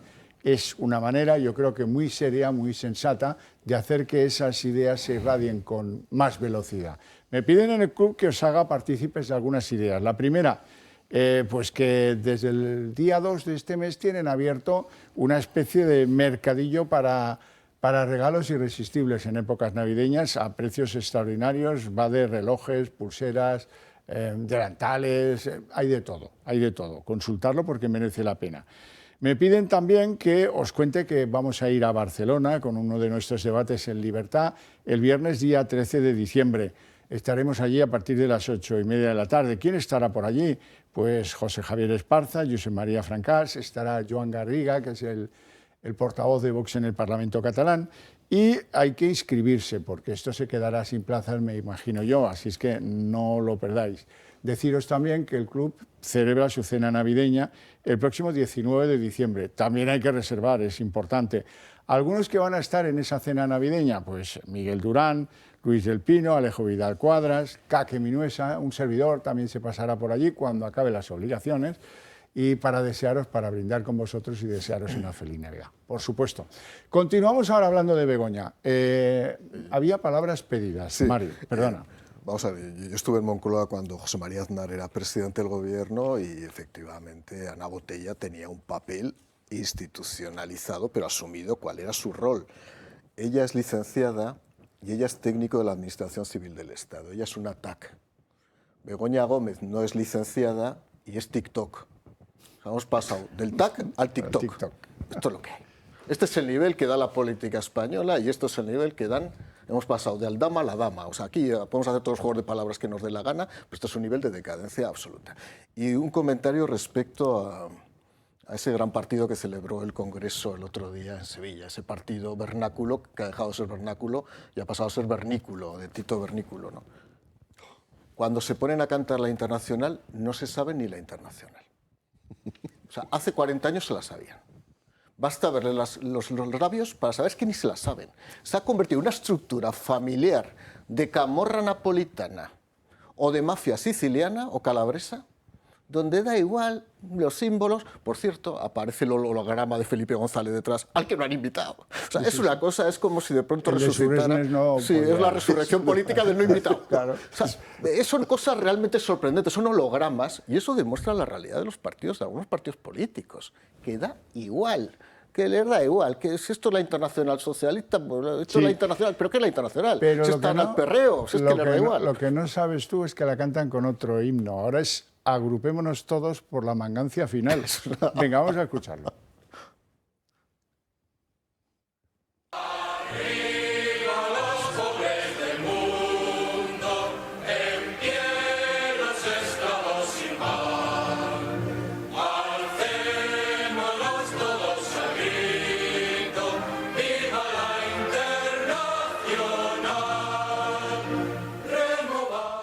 Con lacito de colores, ¿eh? Pedro está siempre al quite con lacito de colores.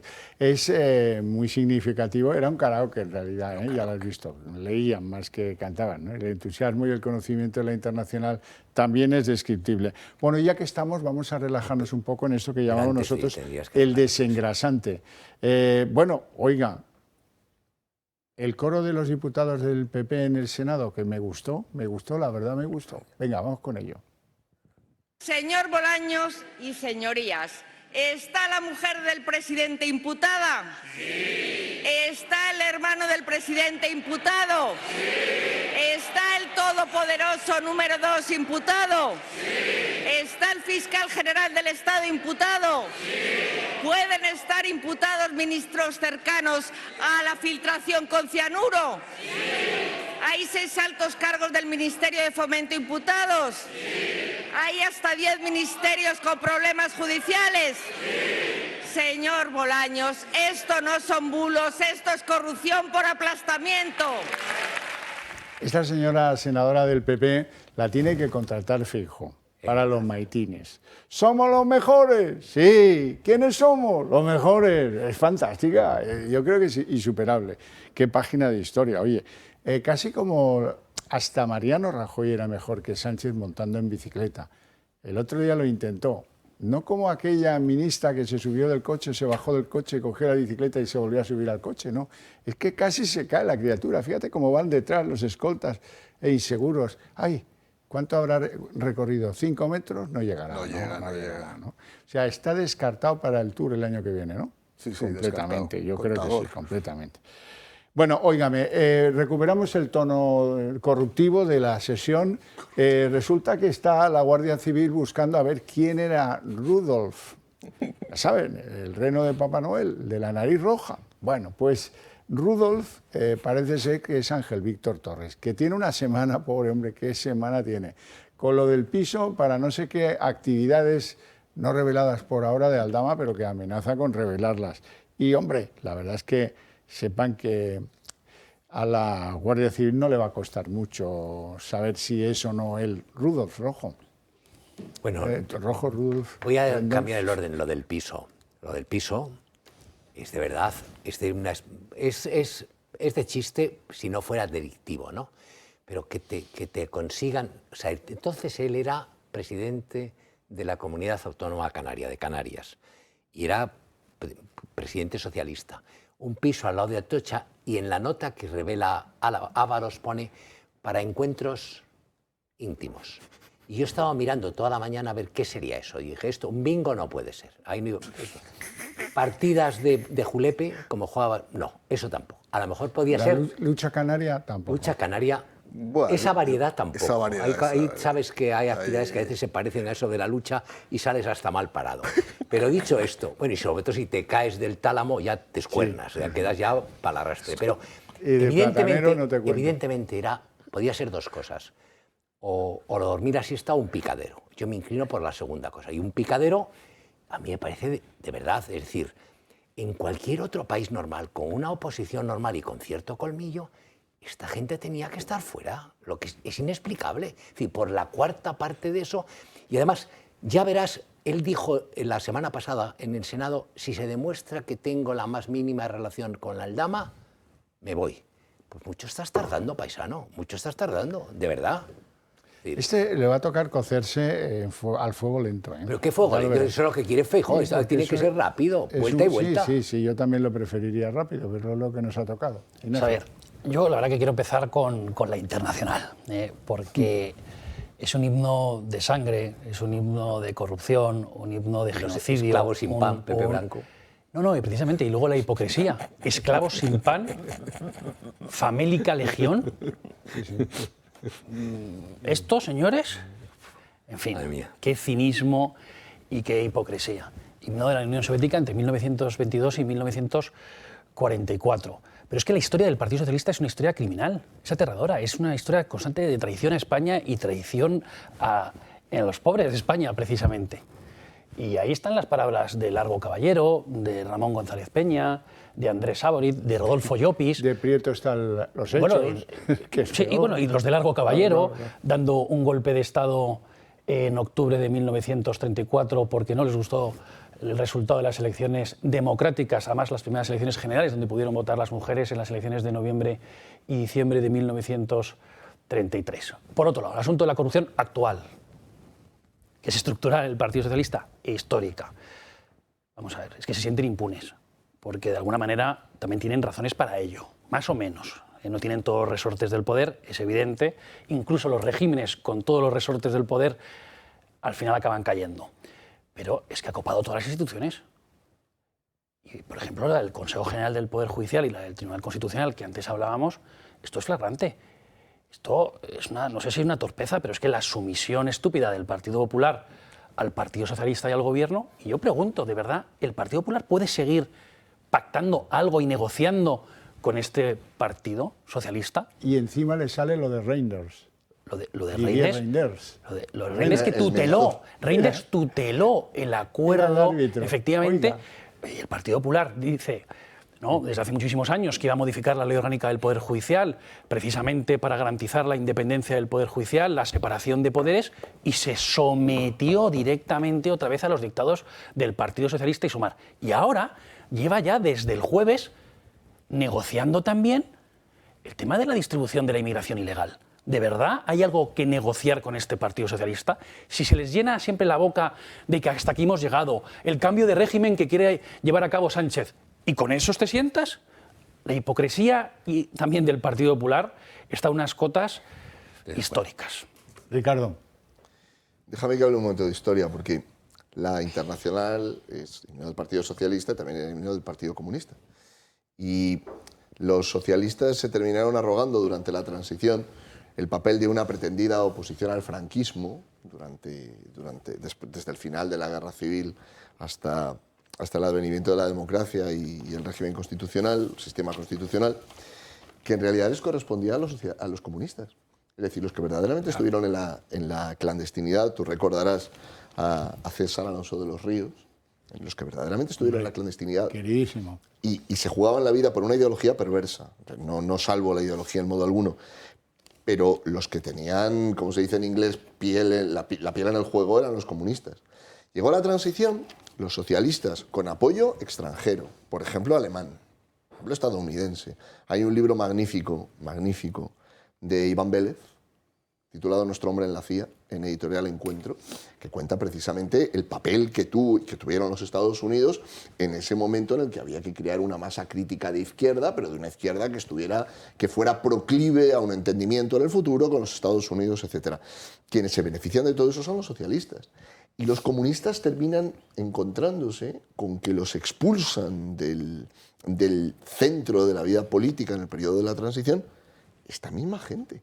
Llevan de farsantes y llevan con esta mentira de la lucha por los pobres y de la lucha por los desheredados de la tierra desde antes de la transición, cuando en realidad ellos llegan a España en loor de multitudes, apoyados, en el caso de la victoria de Felipe, apoyados de Felipe González, apoyados desde el extranjero. ¿Qué queda, sin embargo? El relato. Es decir, sí es verdad que queda una nostalgia de unas pretendidas luchas que creen o que afirman seguir encarnando, cuando en realidad lo que representa hoy el Partido Socialista es, antes recordabais al Tito Berni, estamos recordando a Ábalos, pero podríamos recordar a los personajes de los Eres, o podríamos recordar, yéndonos incluso más atrás en el tiempo, a personajes como Roldán. Es decir, la historia del Partido Socialista en esto es una historia a la sombra de la corrupción, desde décadas atrás. Te has olvidado de Filesa. Sí, e incluso si nos vamos a un nivel no solamente nacional, sino a un nivel más autonómico y más provincial, la cuenta se dispara, por no pensar los pactos que han tenido con los enemigos de España. El de Pedro Sánchez es el último y probablemente sea el más dañino, pero no es el primero en entenderse con los enemigos de España, con los nacionalistas catalanes, con los nacionalistas vascos. No, desde luego que sí. Bueno, y en erosionar instituciones. De las que nos sentimos muy orgullosos, pero le está haciendo un daño esto de la trama a la Guardia Civil del tamaño de, por lo menos, de un campanario. Primero hay un comandante que se llama Villalba, que es más feo que darle un susto al miedo, y que este tío cobra de la trama. Bueno, oye, y su superior, que es el jefe de la lucha antiterrorista-yihadista, Vázquez, coronel Vázquez, que es el que le pone la medalla, la Cruz del Mérito Distintivo Blanco, Mérito Civil, a Koldo y a Aldama, a pares, porque dice que son colaboradores de la Guardia Civil. Yo no me lo creo, sinceramente. En las explicaciones va la culpa y la pena. Dice que se lo propuso el comandante que cobraba de la trama. Oye, que mira, jefe, que habría que condecorar a estos que son muy pesados. Y manda mucho donde Ábalos. Y Ábalos manda mucho en el gobierno. Y nos conviene congraciar, ya tú sabes. Y el comandante en realidad era Ábalos. Así le llamaban después de venir de la guerrilla en Colombia. El comandante, la militancia en Valencia, el comandante Ábalos. Bueno, oye, pues será por rango, será por lo que quiera, el de mérito se lo lleva la Guardia Civil. Koldo García también fue condecorado por la Guardia Civil, al igual que Víctor de Aldama. Esta distinción al exasesor de Ábalos por su colaboración en la lucha contra ETA se produjo el 6 de octubre de 2018, tan solo 4 meses después de que Pedro Sánchez fuera investido presidente del Gobierno por primera vez. Una distinción que ha salido a la luz tan solo días después de conocer la condecoración al comisionista de la trama Koldo, algo que está dando mucho que hablar. Este lunes, precisamente, el coronel de la Guardia Civil que condecoró a Víctor de Aldama ha confirmado ante el juez que el empresario y Koldo García eran colaboradores de la Benemérita, concretamente en la unidad antiyihadista que el propio Vázquez dirige. Según su declaración, Koldo se incorporó al Instituto Armado en 2009 cuando el coronel trabajaba en la lucha contra ETA, mientras que la incorporación de Aldama con la Benemérita se produjo en 2019. El coronel no ha aclarado los motivos por los que condecoró al comisionista, pero sí que lo hizo a instancias del comandante Rubén Villalba, el único agente imputado en la causa. Según el sumario, Villalba podría haber recibido más de 88.000 euros con el único fin de asegurar la protección y la continuidad de esta organización criminal. El coronel Vázquez es una de las figuras más relevantes citadas en esta fase de instrucción, pero junto a él están citados otros 7 guardias civiles que declararán entre hoy y mañana. El sumario sitúa a todos ellos a sueldo de Víctor de Aldama. Este lunes también hemos conocido la fecha de la declaración voluntaria de José Luis Ábalos. Será el próximo 12 de diciembre, mientras que Víctor de Aldama declarará el 16 y Koldo García lo hará el día 17. Bueno, Rojo. Pero no es de ahora, mira, en este régimen, en este gobierno, viene de antiguo. Se os ha olvidado porque vienen tantas cosas. ¿Os acordáis cuando el jefe de Estado Mayor de la Guardia Civil, general, de Santiago me parece, de Santiago, sí, aparece en Moncloa, tan pancho, y dice que su misión es minimizar las críticas al gobierno y que para eso trabaja la Benemérita? Y yo soy un sitio donde en hilo tempori, cuando te venían a vender seguros, estos que iban por la calle, los paisanos le decían, oiga, aquí la Virgen del Pilar y la parejilla de la Guardia Civil. Y la parejilla de la Guardia Civil, porque llevaban capote, había una dignidad, era la única pareja que no se besaba, el naranjero, iba por la calle, te arreglaban las cosas. La Guardia Civil, el comportamiento que ha tenido, no en este tema, en muchos otros, es para que se lo hagan mirar. Mueren de forma atroz 2 guardias civiles en Barbate, triturados. ¿Y qué reacción han tenido los mandos de ese cuerpo? Ninguna. La única persona con pelotas de todo ese cuerpo fue la mujer de uno de los muertos cuando le dijo a Marlaska, no, él no lo hubiera querido, y en el funeral, ¿os acordáis? ¿Han pedido responsabilidades? ¿Alguno ha explicado cómo mandaron? Digo, por tomar otro ejemplo, ¿cómo mandan a morir a unos chavales con armas cortas, sin orden de disparar, sabiendo que se enfrentaban a una situación de verdadero peligro? ¿Quién es el que toma la orden y dice, oye, pues que me voy? No se ha ido nadie, nadie ha asumido. Y después tenemos, creo que el otro día o hace 2 días han pillado al de Valencia y le meten excavadoras en casa porque estaba vinculado al narcotráfico. El otro día un comandante a sueldo, por sueldos, yo entiendo además, yo puedo entender que un tipo que gana 1.500 euros al mes y tiene familia... Se corrompa. Se corrompe. Lo entiendo, igual que entiendo que pase droga... En cualquier organización amplia, igual que entiendo que pase droga un tipo que dices, bueno, pues una chavala que tiene que sobrevivir o que se dedique a la prostitución, el que tiene que alimentar a sus niños. Pero igual que no entiendo el Me Too en la altura, es que no me dio el papel de estrella en el cine y le tuve que hacer solos de flauta al director, igual que no puedo entender ese mecanismo, no puedo entender el de estos generales de la Guardia Civil que se ponen al servicio, porque además no tienen por qué, no pierden nada, lo único que van a ganar es una promoción. Y no entiendo tampoco, y me parece, y recrimino con eso a la Guardia Civil, que en los cuartos de banderas sus compañeros de graduación, de promoción, o los que estén por encima, le digo, oye tú, ¿qué haces? Pues, ¿habéis visto algo? El coronel Vázquez, por ejemplo, tuvo una reunión 2 meses antes de que le detuvieran con Koldo y con Aldama. Koldo ya no era cargo público, Aldama no lo fue nunca. ¿A qué vienen esas reuniones? ¿A qué vienen? ¿A pactar la explicación que vamos a dar del subordinado Villalba? ¿Y de verdad eso es el trabajo del coronel jefe de la unidad antiterrorista? ¿Y las llamadas que hacían para estar informados? O sea, cuando un jefe, por orden sea de Marlaska, sea de Sánchez, sea de la madre que los hizo, llama a un subalterno para saber cómo va la investigación, para podérsela transmitir a los investigados, a un castillo, coño, a un castillo. Bueno, ya no hay castillos, creo que ahora los me encierran como con los demás en una parte especial de la cárcel. Pues a esa parte especial de la cárcel porque, vamos a ver, a la verbena puede ir todo el mundo a ver si mete mano. El que no puede ir es el párroco del pueblo, ni el obispo de la diócesis. Oiga, es que va todo el mundo. No, pero usted es el obispo, usted no puede hacer esto. Pues con la Guardia Civil ocurre igual. Claro que va a haber gente que meta la mano, gente que acepte ciertas cosas, cierta gente... Pero ustedes son guardias civiles y nadie le ha obligado a usted a ser guardia civil.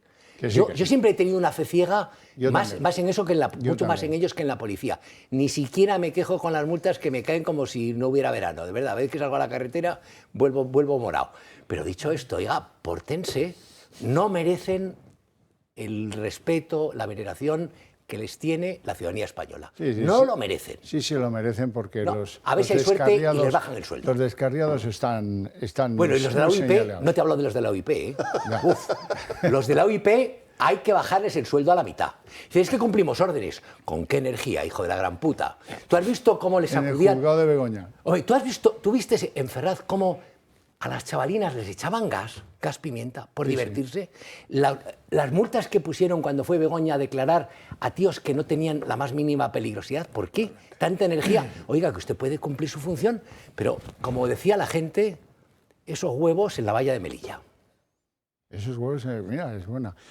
Por cierto, cuando uno está desesperado, estoy pensando ahora en el fiscal general del Estado, ya está en los últimos estertores y ahora se le ha ocurrido que a ver si, aprovechando a una prensa muy declaradamente prosanchiana, ponen en un lío a Miguel Ángel Rodríguez. Véanlo. Él está tranquilo. Miguel Ángel Rodríguez dice que aún no ha recibido la citación del magistrado del Supremo, pero que en todo caso irá a declarar. Cuando sepa lo que me van a preguntar podré responder, pero ahora me parece todo precipitado. ¿Filtró usted el correo de la Fiscalía? El jefe del gabinete de Isabel Díaz Ayuso ha sido uno de los señalados por el Partido Socialista en la causa abierta contra el fiscal general del Estado, Álvaro García Ortiz, en relación a la filtración de los datos de un particular, en este caso el novio de Ayuso. En Moncloa celebran su citación como una victoria. Que vaya a declarar y que sobre todo colabore con la justicia y que cuente la verdad, que es lo que creo que le corresponde a cualquier persona que tiene que ir a declarar. Aunque lo cierto es que en el PP reina la calma. Los llama a declarar en calidad de testigos y el fiscal general del Estado está imputado por un delito de revelación de secretos. Rodríguez deberá comparecer como testigo en el Supremo el próximo 8 de enero a partir de las 10 de la mañana. Ese día y el siguiente también van a comparecer 8 de los periodistas que publicaron la información sobre el acuerdo alcanzado entre la Fiscalía y el empresario Alberto González Amador. Su citación responde a la petición de la Abogacía del Estado que hace el propio García Ortiz, también la fiscal jefe de Madrid y ambos, por cierto, imputados porque consideran que fue Miguel Ángel Rodríguez el artífice de la filtración de los datos fiscales de la pareja de Ayuso a la prensa. El juez también ha pedido la declaración como testigo del fiscal Salvador Viada el próximo día 10 de diciembre, tras haber asegurado que vio al propio García Ortiz junto a su número 2 en la Fiscalía revisando un teléfono móvil el mismo día del registro. Conozco a Salvador Viada y si dice que lo vio, lo vio. De eso no tengo yo ninguna duda. Ojo, luego habrá pruebas o no habrá pruebas. Del fiscal general del Estado, de ese sí que tengo muchas dudas. Me da la sensación, claro, cuando uno es impaciente y se enfrenta a los ritmos de la justicia, pues siempre tiene las de perder, y en mi caso. Pero no acabo de entender cómo a este fiscal general del Estado el Supremo no le ha separado del cargo o ha hecho que, en fin, esto circule de otra forma. Vamos a llegar a ver que la que le hace las preguntas representando a la Fiscalía en un caso penal sea una subordinada del entrevistado. Ya es que ya es lo último que me queda. Me hago apache. Hay apaches, ¿no? Aún. Alguno quedará. Ya me haré de alguna otra tribu, andorrano, si acaso. Me da igual. Pero, hombre, de verdad es que un poquito de... ¿Cómo vamos a respetar a nuestras instituciones si las instituciones no se ordenan y obligan al obligado cumplimiento de normas de sentido común que podamos entender los mortales? Si no se respetan a sí mismas las instituciones, ¿no? Es decir, al final parte del problema de fondo que estamos viviendo en España es que quienes estarían en condiciones de exigir respeto a las instituciones son los primeros en faltárselo. Mencionabas el caso de la Fiscalía. El primero que socava el prestigio de la Fiscalía es Pedro Sánchez, recordando quién nombra al fiscal general del Estado. Pero luego hay que recordar otra cosa. No quién nombra, sino de quién depende, que es muchísimo peor, mucho más atroz. Total. Aún peor. Total. ¿De quién depende? Es verdad, Ignacio. Pero quería recordar una cosa que he dicho antes, Alfonso, porque no la decimos lo suficiente. A un funcionario titular de su plaza es muy difícil que le puedan hacer mucho daño. Le pueden poner problemas, le pueden poner trabas, pero un funcionario titular de su plaza que tiene la ley de su lado puede llegar lejísimos. Es decir, esta idea que tenemos a veces de que no, bueno, se corrompió, accedió, aceptó, transigió, aceptó la dependencia o aceptó una relación de dependencia, al final tiene un elemento humano. El que no se quiere corromper, el que no quiere dejarse torcer el brazo, mientras tenga la ley de su mano, no se lo tuerce. Otra cosa es que los mecanismos de la tentación y de la promoción política y del cariño pueden funcionar, es verdad. Pero fíjate que yo te digo otra cosa. Yo te digo, este señor va a tener que ir a declarar al Tribunal Supremo por presunta revelación de secretos. Bien. ¿Sí? ¿Y vamos a consentir que le interrogue una subordinada? No, pues aquí radica el problema. Si no aceptáramos esto, quiero decir, si la Fiscalía fuese lo que debe ser, esa relación de subordinación no se aceptaría. Es decir, no, mire usted tiene que abandonar su puesto mientras usted esté investigado. Ahora, piensa también una cosa para que veas el punto en el que estamos. Esta es la Fiscalía de Eduardo Fungairiño. La misma Fiscalía. Acuérdate de aquellos fiscales. Lo que era, en aquella época, y yo lo he visto siempre desde el lado de la abogacía, pero eran unos fiscales... ¿Qué es la acusación del fiscal, eran unos fiscales que imponían. Es decir, cuando a ti te hablaban de Eduardo Fungairiño, caramba, te faltaba ponerte en pie para nombrarlo, ¿no? Y volvemos ahora a la vista y vemos lo que hay, y vemos las instrucciones políticas y las contradicciones en el seno del mismo proceso. Cualquiera que tenga un proceso, que tenga la inmensa desgracia de verse inmerso en un proceso penal, sabrá que la posición que está teniendo la Fiscalía de defensa de los acusados vinculados al gobierno no lo va a tener ningún ciudadano jamás en un proceso penal ordinario. Nunca. Lo máximo que puede hacer el Ministerio Fiscal es no involucrarse y no recurrir o no hacer demasiado énfasis. Pero la defensa activa que está teniendo, esto es verdaderamente insólito y revela esa relación de dependencia que yo evocaba antes y que Ignacio precisaba, ¿no? Mario. Llegado a este último minuto es el minuto de oro, la gente se pregunta ¿y qué? ¿Y ahora qué hacemos? Sí, sí. ¿Vamos a aguantar 3 años?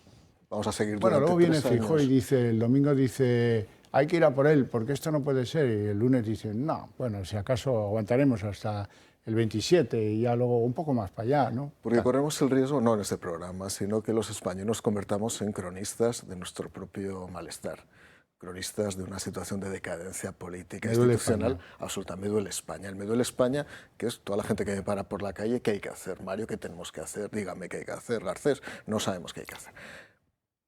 Yo sigo pensando que una moción de censura es necesaria hoy, como instrumento, por lo menos, para posicionar a todo el mundo. Perder una moción de censura no significa nada.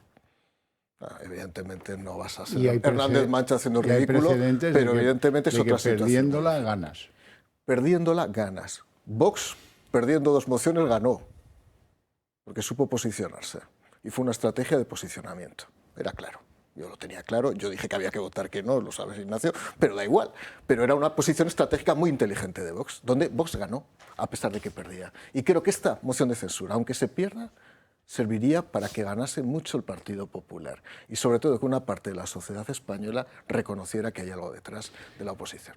Bueno, señores, llegamos a la estación término, se acaba el programa, eso sí, queda tiempo para desearles un buen fin de semana, un buen puente para los que tengan la suerte de estar en ello, otros estamos en el Tajo, pero felices de haberles entretenido. Les esperamos el próximo sábado, 10:30 de la noche, es la cita, no nos fallen.